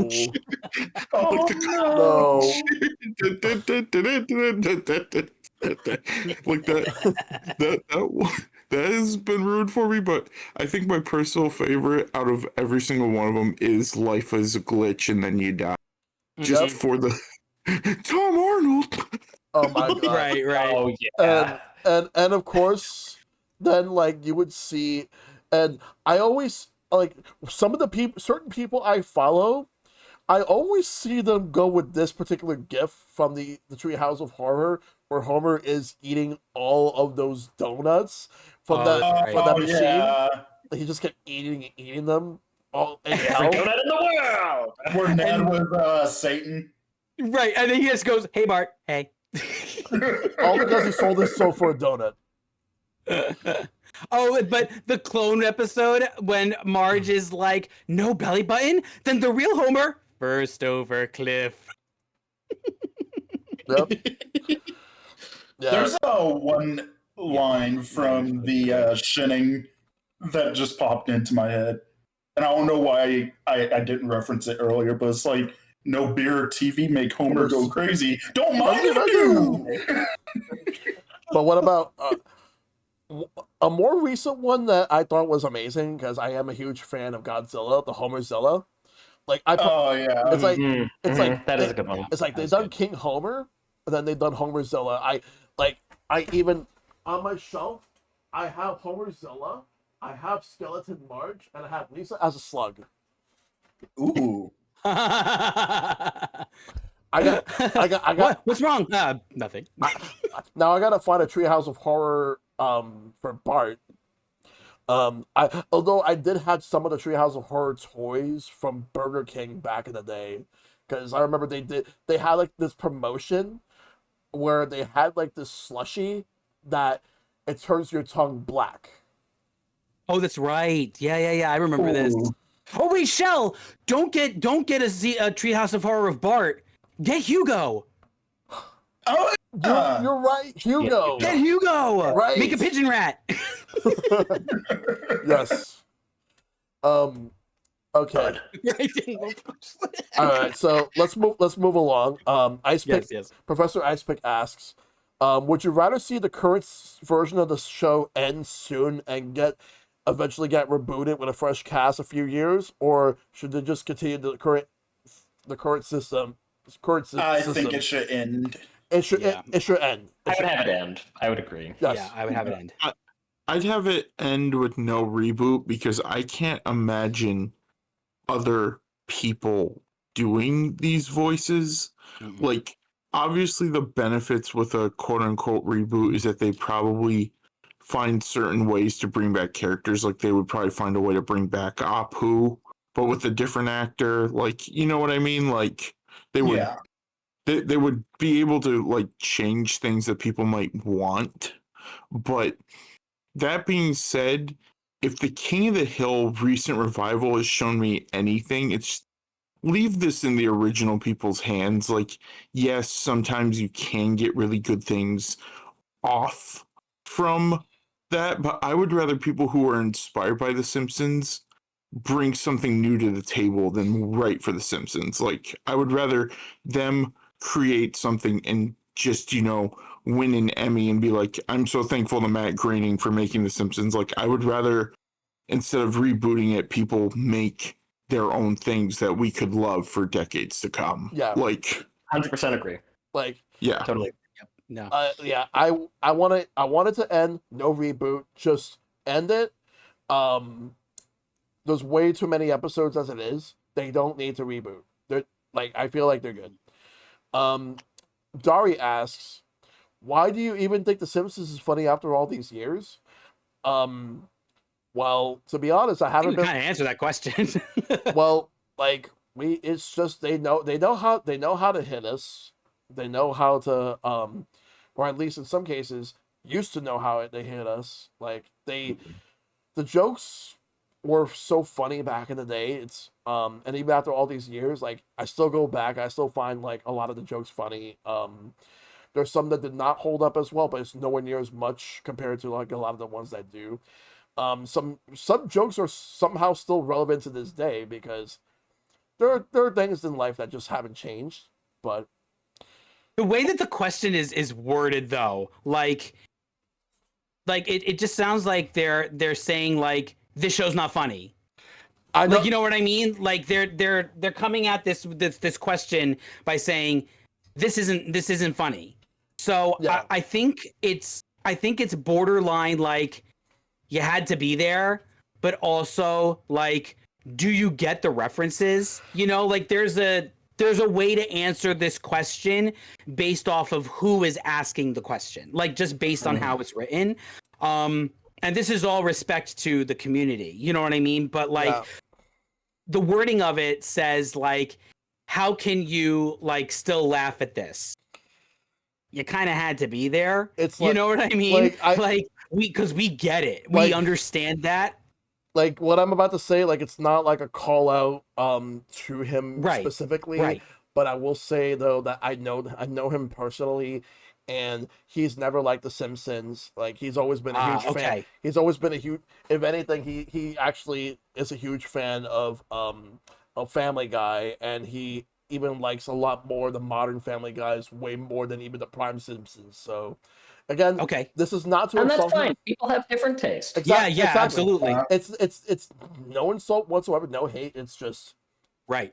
Yeah, I think it just the way that he worded it, like contextually, like I understand where they're coming from. You know what I mean? Like I totally get that.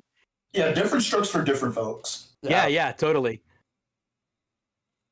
But yeah, I think we answered it pretty much. Like, your impact question kind of answered his question. Yeah, it goes right along with that. Yeah. So, Dragon asks, do you think Family Guy is better, or are you still partial to Simpsons? Still partial to Simpsons. Like, absolutely. Yeah. Like, always. Go ahead. I will say that Family Guy has some merit, because like I'm not gonna sit here because there's some modern animation shows I absolutely love. I love Bob's Burgers. Like, Bob's Burgers is really funny. But I think the thing with Family Guy is that I like The Simpsons more because the Family Guy characters, like, when I think of Family Guy, I think of what people complain about when it comes to The Simpsons times 5. Like, Quagmire isn't a character. Brian isn't a character. Peter Griffin, they are so one note. It like hurt. And if you like that, more power to you. I'm not going to sit here, no judgment, no hate here. Like, but when it comes to both of them, I prefer The Simpsons because I guess that these are, to me, more fleshed out characters, in my own humble opinion. Like, yeah. I appreciate Family Guy for the musical theater references, to be honest. I really do enjoy how they are tapping into a different direction of how to parody and how to, bring that to the forefront of pop culture again. Like they're healthily recycling older material for a modern audience. And that is actually what I appreciate the most from Family Guy. Yes. I can give you this. Seth MacFarlane is a very talented voice actor. The fact that he can sing in character voice, that is a skill. I will I give just him. picked up. Yeah, I just picked up his Sinatra The Lost Treasures album. Like the guy is great at what he does. Like he understands what it is to deliver. Absolutely. Yeah. Say what you will about like the quality of Family Guy, but it has like you said, it has a lot of really good musical numbers. Yeah. Family Guy is very joke dense. Mhm. Like it is. It's always been really joke dense. It's highly referential. It's hard to watch older episodes because there's so many anachronisms in it at this point. Like it's so specific to a time and place and the celebrities and the pop culture things. Like that's fine. It's super joke dense. And if those hit for you, that's great. I kind of see Family Guy and The Simpsons being this strange sort of parallel because in both cases, I think they're surpassed by the next project. American Dad is better than Family Guy, and Futurama is better than The Simpsons. Yeah. I love The Simpsons. Futurama is a better cohesive whole, Agreed. I agree. in my opinion. Yeah. Like, so it's interesting to see how they do parallel each other in that way, but between the two, The Simpsons for sure. Yes. Like, Go ahead. yeah. Yeah. Like Oh Family. no, I was Go ahead. just gonna agree with that statement because I feel like everything we love about The Simpsons is done with just the difference of Futurama is that Futurama was allowed to have like an overarching narrative and layers of continuity. Like I mean, The Simpsons has continuity as well, but you know what? Fry trying to be with Leela and pining after her is like a focus, and then you love all the characters, and I hope Shell brings us all back to gush about Futurama at some point because that is Yes, It's- please. Yeah. It's gonna have I'm game. next year. I next am- year. I'm down. I'm so down. I am saying And next- I love I like all right, my top 3 adult animated sitcoms are The Simpsons, King of the Hill, and Futurama. Like next year, I'm planning to do Futurama and South. That's fair. And I'm also gonna do South Park next year. And I have a lot to say about South Park when we get there. 'Cause that's what being a scientist is all about. Simpsons did it. Simpsons did it. Anyway, so my perspective on the whole Family Guy thing, like I'm partial to The Simpsons. Like the thing with Family Guy is that I used to really enjoy the first 3 seasons of the show.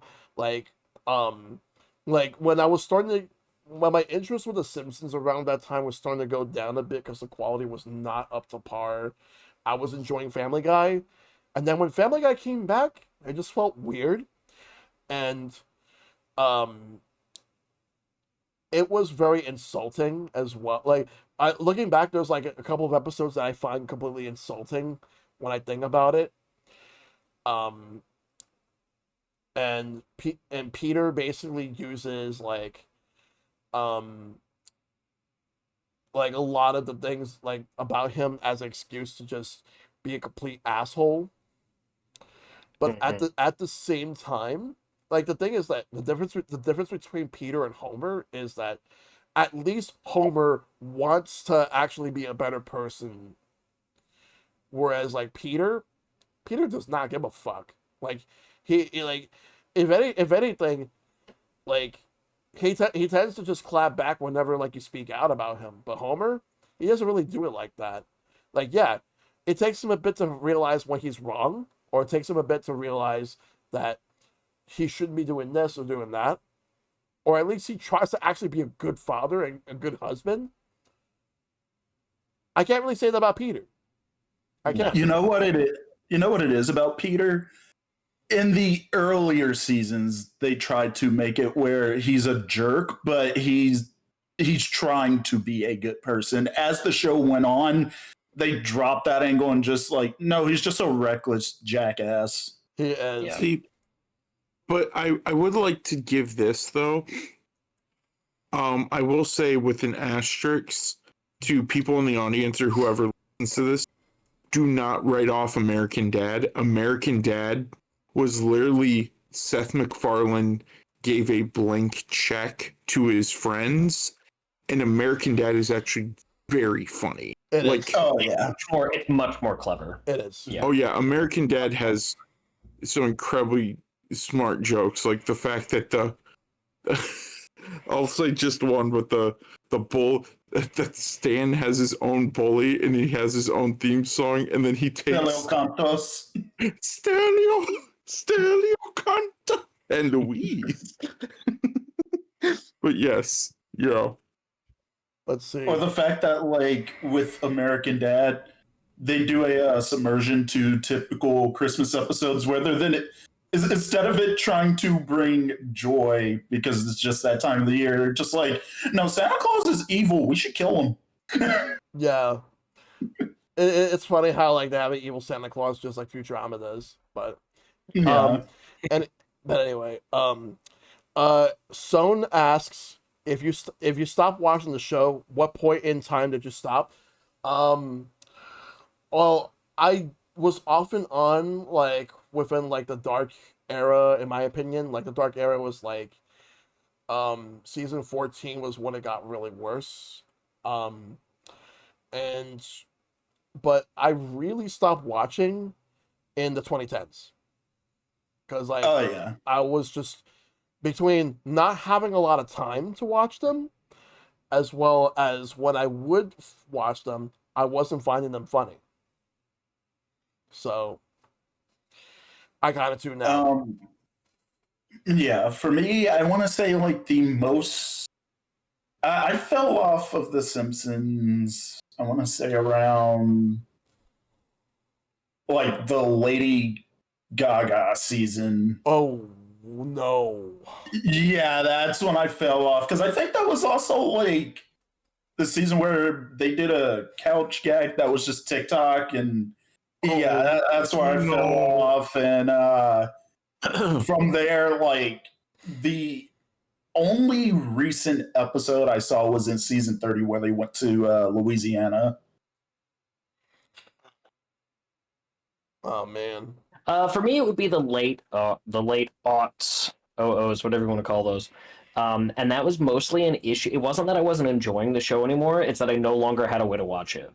So I stopped watching really everything regularly because I didn't have. I had gone to college. I didn't have like cable anymore. I didn't have regular TV. I wasn't really like downloading things or streaming didn't become a thing until like later when I was in college. Was when like Hulu first appeared in my like senior year. So I really just lost access. And then after that, I just was out of the loop. So that was when I stopped watching the show regularly, and then I would just see individual episodes like here and there. I engage much more with like Reddit and meme culture via The Simpsons, and like clips has like pulled me back into it versus like having a regular time to actually watch it. Yep. Yeah, it's actually the same case with me. I did not have access to watching it on television. So 2003, whatever the start of the season was in fall of 2002, that's the last season that I was able to watch. So I think that was season 13 or 14. So yeah, it was around that time where I stopped actively watching, but that's when the show really started to lose its luster for me. And then I bought whatever DVDs were available for seasons 15, 16, 17, and I think they stopped making them at 17, skipped over 18, 19, made 20, and then didn't make anything else because everything was going all digital. So I was able to at least watch all those episodes, but actively watching, I stopped in whatever season was fall of 2002. Yeah. Do you have the Homer head season? Do you have the case where I don't have the case? You know what? Actually, I'm actually really I'm happy you brought this up, but I'm also upset that you brought this up because I did have the head, and then I ordered for them to give me the other box. But then when I was moving, I had to put every DVD that I owned in those like slip cases. So I had to get rid of all of my boxes. So I have no boxes, only discs, all in these binders. That's all I have. Oh man. Yep. Well, it's moving. All right. Well, That's what happens. next Yep. next one is from Kyle Gamer. knowing how Treehouse of Horror does a variety of different parodies, what parodies would you like for them to do for future Halloween specials? Oh, I gotta think about that one. You want More one? classic. Homecoming? Ooh, yeah, I got a couple. like the crow. No, was it the crow? Yeah. They did the Crow, but The- go ahead. Oh, so one that I think that would be really funny. Uh, I didn't answer the last question. I'll just say that I never really stopped because I never really started. Oh, So like, really, because I only watched it on DVD. Like, I would then basically when Disney Plus came out and they're like, we got The Simpsons. That was GG. That's when I really started watching them a bunch. So I can't really keep up with something I've never really, watched regularly. mhm. Now for a Halloween parody, I don't have a lot of them in mind, but I think one that would be kind of cool is as they wind down, maybe make sequels to some of their most famous ones. Like take an idea and just put a different character in it. Like, what if we did the clone Homer thing, but it was a bunch of clones of Bart? Like, I think if we got like a couple sequels to some original ones, kind of in the vein of the what if scenario that happened with Cape Fear, I think that could lead to something like really fun in the future. Either that or I don't know. Have they ever done a parody of Final Destination? Um, I want to say they have. I'm not sure. because if they haven't, just watching the Simpsons die in madcap way, Simpsons characters die in madcap ways could be pretty funny. Like watching just like maybe Lisa like witnesses all of it or something like that. Like maybe she has like spider sense or something. Yeah. And she'll be like, look out. And then you'll see like a washing machine fall on Officer Wiggum or Skinner or something like that. Just fun and creative ways. I think that could be interesting. But that's all I got. That's my 2 cents on that. Yeah. Seeing as how The Simpsons, like with their parodies, they have been slowly dipping their toes like into anime. I kind of want to see them do a parody of One Piece. That would be nice. That would be pretty awesome. Mm-hmm. I agree. Let's see. Yeah, I don't know if anyone heard me before. I said more classic literature. All right. Oh yeah. I think they can do that. Bookslap? I am gonna say I don't really want them to do parodies. I would kind of like to. I mean, they're going to, but I would kind of like to see more episodes like the one we mentioned before, where it was a what if future version of a classic episode. Like, I want to see more what ifs of like, okay, well, what if you took this prompt and just extended it in some direction? Granted, that was a Silence of the Lambs parody, but I think there's room to explore with some of that. I got one. Oh, yeah. I want them to parody like multiple fighting games, like the Simpsons characters become like different characters from different fighting games, like they're from like Street Fighter, Mortal Kombat, Tekken, and like some other fighting games in general that are popular. Guilty Gear, like all those characters, and they all like get into some sort of like mini tournament, and then like they all just kill each other in some ways with fighting game moves and all that. They act like the characters.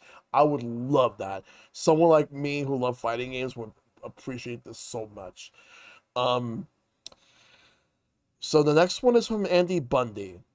Which Simpsons character, main or side, do you relate with the most?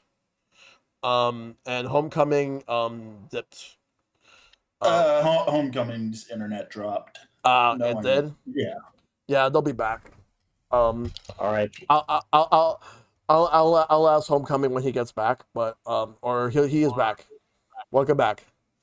Yeah, sorry, that was a weird hiccup, but I actually had an idea just now. Yeah. So Disney owns The Simpsons, right? Yes.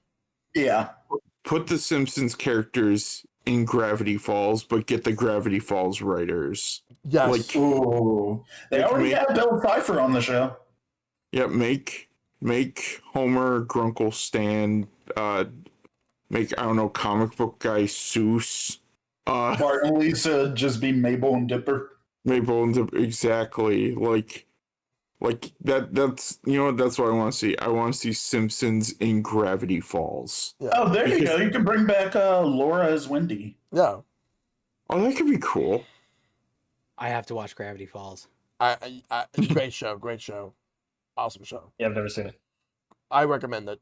But yeah, like since your internet randomly dipped, the question that was asked, Homecoming was, which Simpsons character, maid or side, do you relate with the most? And we haven't answered it yet. But my answer is like I've always related with Homer, especially as an adult.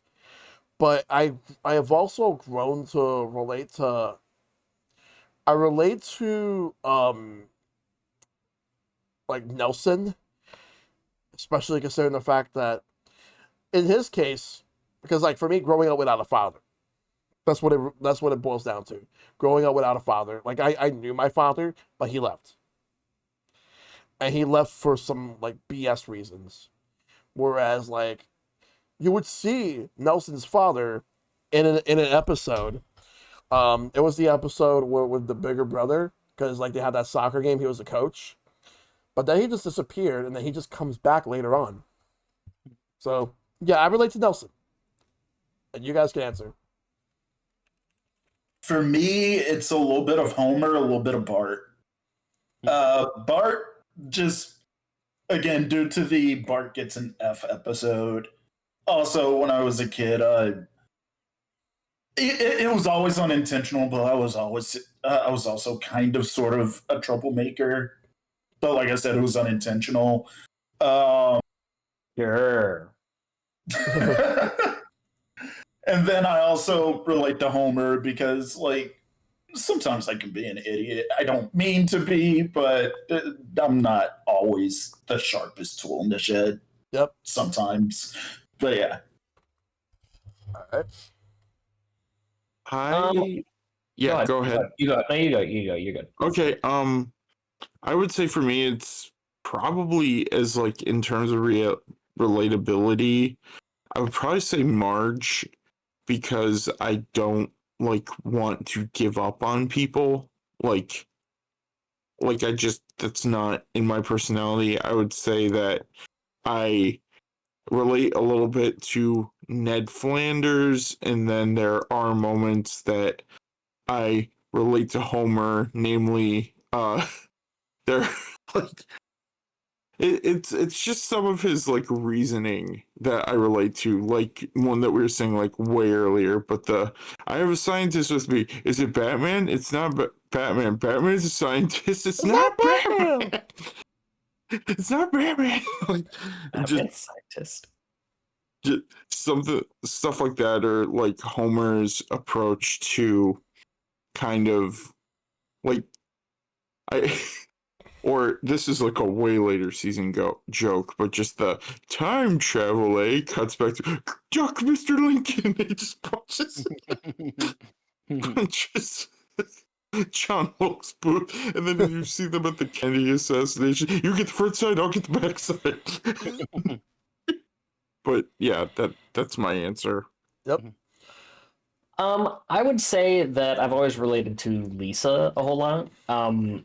And for the reason of like she's always trying to live up to certain ideals. She's always trying to be good and do what she thinks is the right thing, and she usually fails. Usually Lisa's episodes are about her idealism going too far, getting carried away. And I relate to the idea of having these lofty ambitions or things that you like set yourself to and not always meeting that, whether it's true or not. Like in my head, it's very true. So I relate to Lisa the most.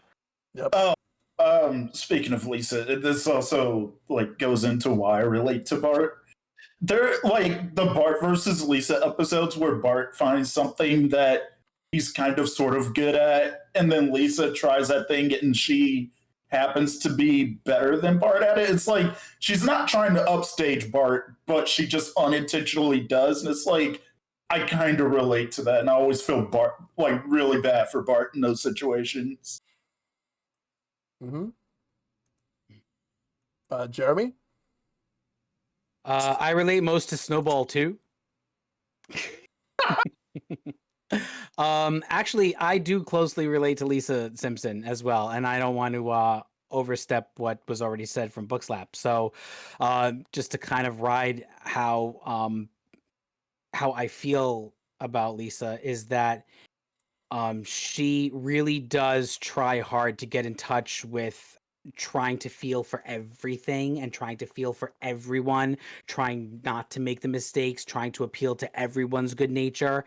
And she's the kind of character that needs to understand that you can't please everyone. So, like, that gives her a really high level of, failing, but also understanding that that failure was brought on by over exceeding your own expectations. And Lisa literally just needs to get out of her own way. So Yeah. I feel closely relatable to Lisa in that aspect, but also that she's, heavily artistic and that she's trying her best to cope with whatever it is that the middle child will deal with, ideally. But yeah, it kind of rides that line where, you just got to get out of your own way. And if you actually do trust in yourself, you can achieve everything or Yeah. anything. Indeed. Okay, so the next question is from DM, who also goes by grade 54. Which celebrity guest appearances did you like and or dislike? I'm gonna go with one for each. Let's see. Oh, go ahead. Like, one of the ones I really liked the most, in terms of celebrity guest appearances, to me, I absolutely loved it. Like, actually, hold up. Give me 1 second. You guys go ahead. Give me 1 second. I was gonna say, like, for me, you guys were talking about it earlier. Jay Sherman from The Critic Yeah. is the one I really like. The one I dislike is actually one I brought up earlier, Lady Gaga. Yeah. Yeah, that one's pretty rough. That's bad. I would. Oh man, one that it's hard to pick like a. You know what? My favorite, I will say, aside from Jay Sherman, is from the Krusty special. Holy cow! Bette Midler! Just where she throws the butt, makes the car swerve. Least favorite one probably because the episode would have been funnier without another actor if it was a different actor. But it's still kind of funny, but it also doesn't work. Is Ricky Gervais that they did not need to the episode where they do quote unquote wife swap. Oh God. Oh yeah. That one. Yeah, and he's the husband, and the faces that they animate on him make me deeply uncomfortable. Like I also feel like they- Gervais's sense of comedy is different from the flow of The Simpsons entirely. It is. absolutely, Yeah. That's what I meant. absolutely. Okay, so Leonard Nimoy is my favorite celebrity. Awesome. My least favorite celebrity on Simpsons is Elon Musk. Yeah. Yeah. Roll with Yeah. that. That's cheating. That's cheating. I mean, It's not cheating. It's not No, I cheating. know. Because that episode is, we've talked about episodes and things aging poorly. That episode aged very Oh my gosh! It's just that I forgot. I spent all this time forgetting that he even appeared on there. So now I remember. It's like son of a gun. He was on there. like he was. Oh. Yeah. I'm also gonna say Leonard Nimoy, actually. But my dislike. Well, that's the thing. It's like the celebrity cameos that are really good. You don't even really think about it because the rest of the episode it like fits in such a nice way. And then you have stuff like Katy Perry, which is my answer for least man. favorite. It's like, Oh, no, yeah. that's cool. We can just expunge that one from the record. Because that was the That one where like they was- had that yeah. they were puppets, and then she was They the were only one that puppets. was live action. It made no sense. It was Oh, they man. tried a thing, it didn't work. It didn't. It was also like around the time where, because like back in like the golden era, every time a new celebrity appeared on the show, they were just treated as part of that world. Meanwhile, like in the newer episodes, whenever a new celebrity shows up, it's like, oh my god, it's Tony Hawk. Oh my god, it's this celebrity. It's like, okay, Hey, Yeah. hey, Rox. yeah, This isn't The Simpsons, but knocks on the door, cuts to Arthur. You're Matt David. yeah, it's that, but in The Simpsons, and I hate it because it's Yeah. like they're not part of this world. They're just showing up. What about you, That's right. Jeremy? So my undercard mulligan, just because of, time passing in history and what it is Michael Jackson when he came in, and then they did the whole Lisa, Happy Birthday Lisa song, which I thought was really cool. But my answer for favorite is Johnny Cash as Space Coyote. Yes. That, oh my Great gosh, episode. are you kidding? If anything, you need more possessions. You don't even have a computer. Yep. This is just a memory. I can't give you any new information. I appreciate more when celebrities come on and do not play themselves. Like they play Yes. another character, or they at least make the effort to put on another voice as them. You know what I mean? Like that I appreciate more when they have a celebrity on that show, which is why like Johnny Cash as the Space Coyote is like my favorite like guest star of all time. Yeah. I don't know if I really have like a least. I mean, like Elon Musk, yeah, that's circumstantial, absolutely. But like in terms of worst, I don't know if there's any like celebrity I can think of that like just completely like turned me off. I mean, Ricky Gervais is one, but if we're talking about like in prime, like when I watched, I don't know if I can think of like a least favorite. Maybe it's just because I'm not like considering it, but I mean, yeah, I mean, I can go with Elon Musk, Ricky Gervais. I can go down that route. Yeah, just off the top of my head, I can't really think of anybody. Yeah. Like, I'm not gonna lie though, Leonard Nimoy, solid pick because nothing beats still Krusty wants so. No, the world needs laughter. I will say as well. I do love the one time when Matt Groening appeared on the show, and then like everyone's like, "Hey, it's Matt Groening, the creator of Futurama." When is there gonna be another Simpsons movie? Oh wait, that's Futurama. I'm sorry. So in the Futurama universe, Matt Groening's the creator of The Simpsons, but in the Simpsons Right. universe, Matt Groening's the creator of Creator Futurama, Futurama, right? which exactly. I kind of like that. Which That's a shame. No one's gonna ever acknowledge his beloved comic series, Life in Hell. Life in Hell. Oh yeah, I mean, the art- well, it's The great. Simpsons arcade references it. yeah. But That's true. I mean- Shell, I did have a question for you. Have you seen the clip at least where Homer was on set and he met Dan Castellaneta? He's like, do a funny voice. Yes. Sir, please do not extend yourself out of that. That's not funny. Kid immediately hits his face into a stop sign. Yep. I do. Also, fun fact, one thing I forgot to mention about the Simpsons arcade game. Yep. There is a Japanese version that has like a lot more power-ups that like you could also throw bombs in any of the stages. Like, whereas the American version, the only time you could throw bombs is when you're fighting Smithers. But and in the Japanese version, they have a nuke as a weapon. Yeah. That does not appear in the American version. And once you beat the game with all 4 Simpsons, in the American version, the Grandpa and Patty and Selma show up once you beat the game with all 4 Simpsons. But in the Japanese version, in addition to them, like a bunch of other characters show up after you beat Mr. Burns. And the best thing about the Japanese version that like a lot of people seem to forget about is that the game is entirely in English, despite the fact that it's Japanese. You would think that I think that and that version I think came after the American version, and it is the very first ever Simpsons game ever made. Hence the fact that it was based on season 1. We got a couple more questions. Shad asks, "Do you think the show should have an end or just go on as long as possible?" It's kind of similar to the one that Ice Pick asked. It should end. Mm-hmm. It should end. Yeah. Yeah, it should. Yeah. Silverstone Condor asks, "Did you ever tell anyone to eat my shorts?" No, but I've had people tell No. me that. Once in Yeah, the park. no. I don't think I have. No, not eat my shorts. Nah. Yeah. So no to me. No.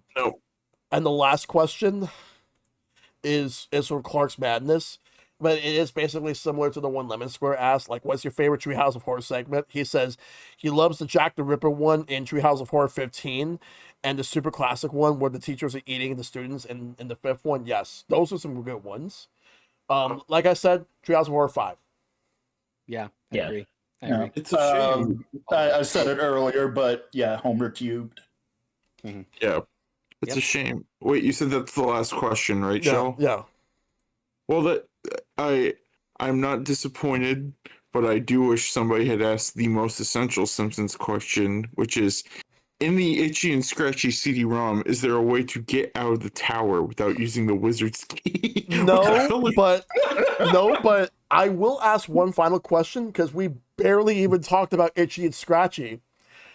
So my question is, what is your favorite Itchy and Scratchy short?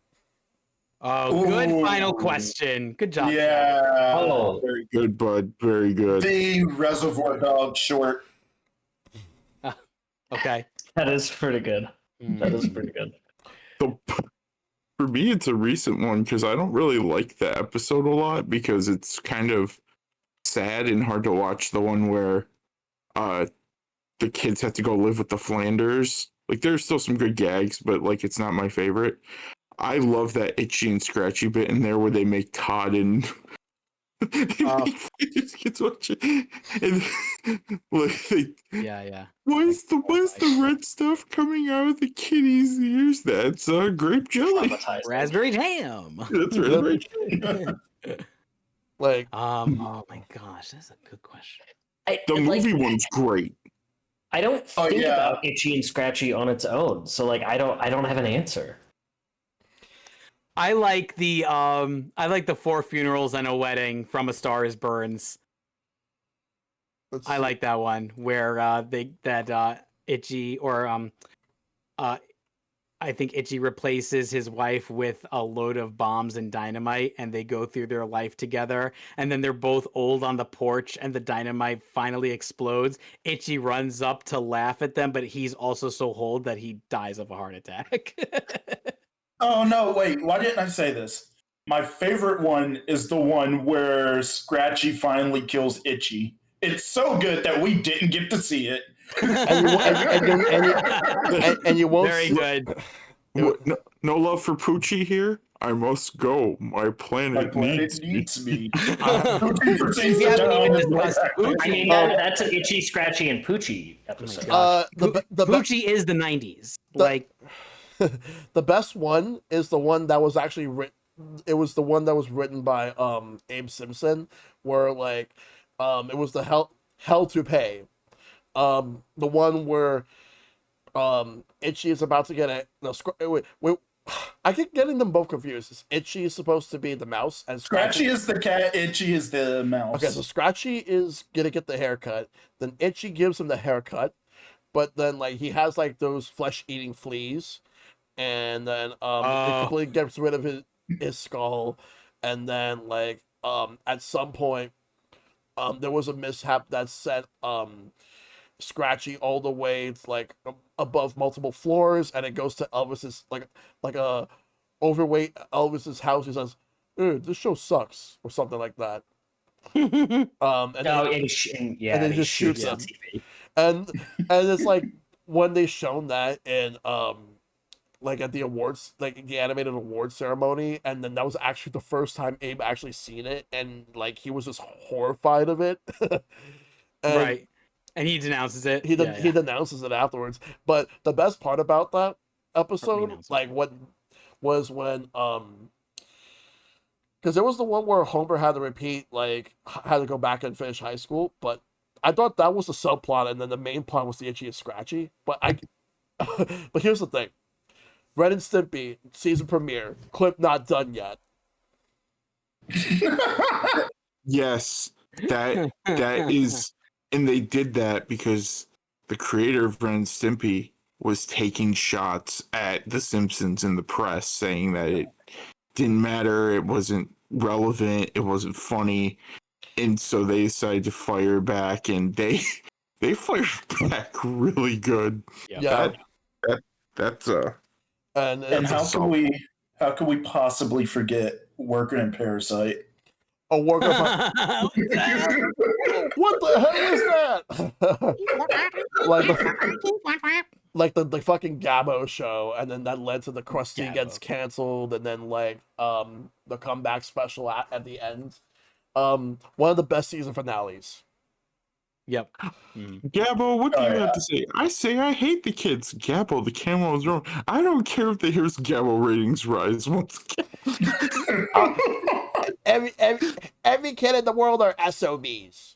And then fucking Ken Brockman says, God, God, those kids are SOBs. Brockman in trouble. The graphic right now, right away. Speaking of Ken Brockman, there's a bit that I really, really want to bring up right now. Remember the episode where Bart like became the I didn't do it boy, and then when he went to Channel 6 and he stole Ken Brockman's Danish, and then he gives it to Krusty, and then like Ken Brockman is like, yeah, I know I'm on, but I don't care. I don't read the news until I get my Danish. Come on, go ahead. Right. Find a replacement for me. And then fucking Bumblebee Mary rushes in and speaks, "I Chihuahua." Whoa, whoa, whoa. That was the best. I, Kent Brockman, only have this to say. I place the blame solely on you, the viewers. I fucking love it.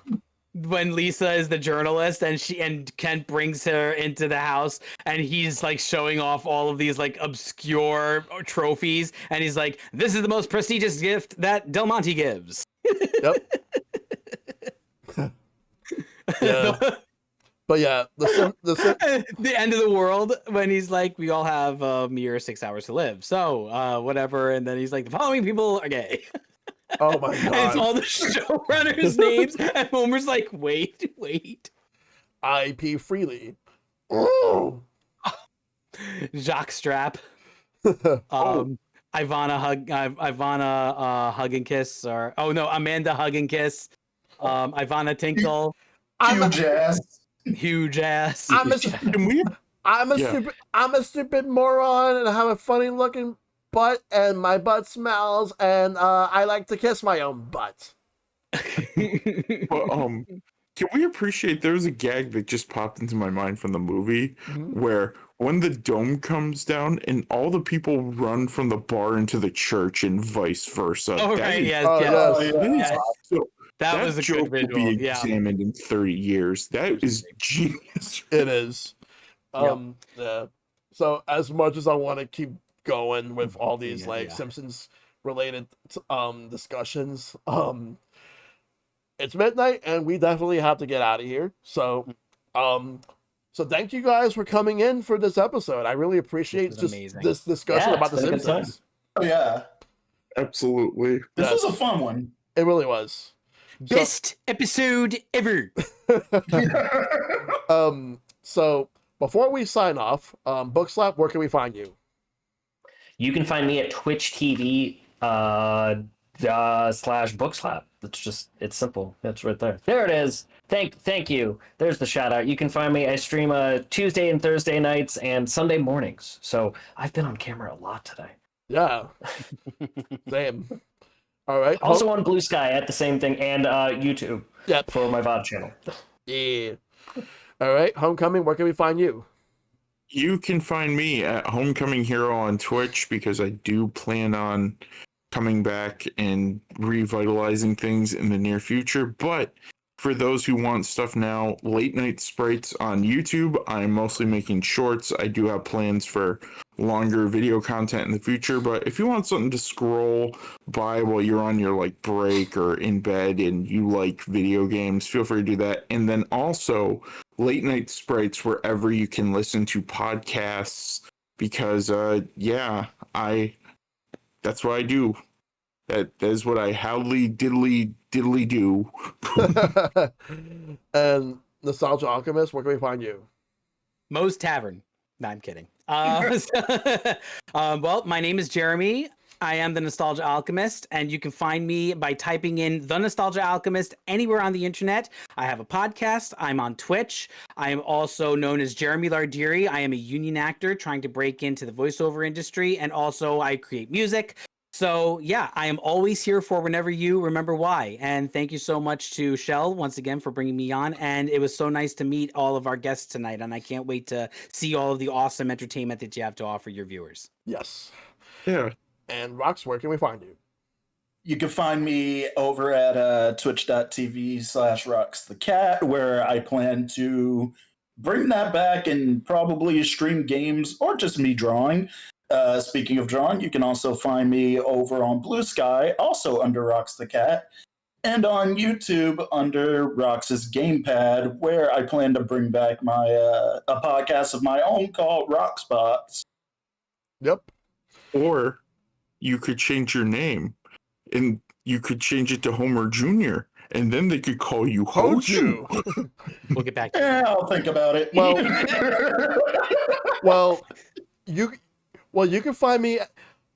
Man, you can find me at the Android's Dungeon, where I sell baseball cards and comic books, and I like to talk to people about how some movies are the best movies ever or the worst movies ever. But in all seriousness, you can find me at pretty much any a lot of places. ShellshockPrime. Like, I'm mainly on Blue Sky, Discord, Twitch, and YouTube for the VODs, but I would like to eventually do prepared and edited content for YouTube in the future, which something I want to work on. But daily streams Monday through Thursdays with the occasional Friday and Sunday streams, although they've been less occasional, they've been happening more frequently. They usually start from 7 or 8 Eastern to midnight. Different types of games I play. Next week's episode of Sharing with Shellshock is going to be about a video game console that started a revolution. And that console is the Wii. So, all right. Nice. And joining me for that episode next week, let's see who we got. We got Tyler Golemo94, we got Kyle Gamer, Zach Shack, and Toontress. Those are going to be the guests for next week's episode. It will be a lot of fun talking about the Wii, because started a revolution, and it definitely delivered. All right, so with that in mind, I want to thank Bookslap, Homecoming, Nostalgia Alchemist, and RoxTheCat one more time for being a part of this episode. I really appreciate you guys coming through. Yeah, of course. It's been a lot of fun. Thank you so much once again, Shell. Always a pleasure. Yes. Thanks for having me on again. Yeah. I do, in fact, call the big one Bitey, and this was fun. Yes. So as always, make sure to take care of yourselves. Be awesome. Stay awesome. Tell your loved ones you love them. Check out on them as always. May you all fight for everlasting peace. I'll see you next time. And as they always say, dough. Dough. Bye, everyone. Thanks for watching. Good night, everybody. Thanks for watching Sharing with Shellshock Season 4. Your name will be inscribed in the pages of podcast history.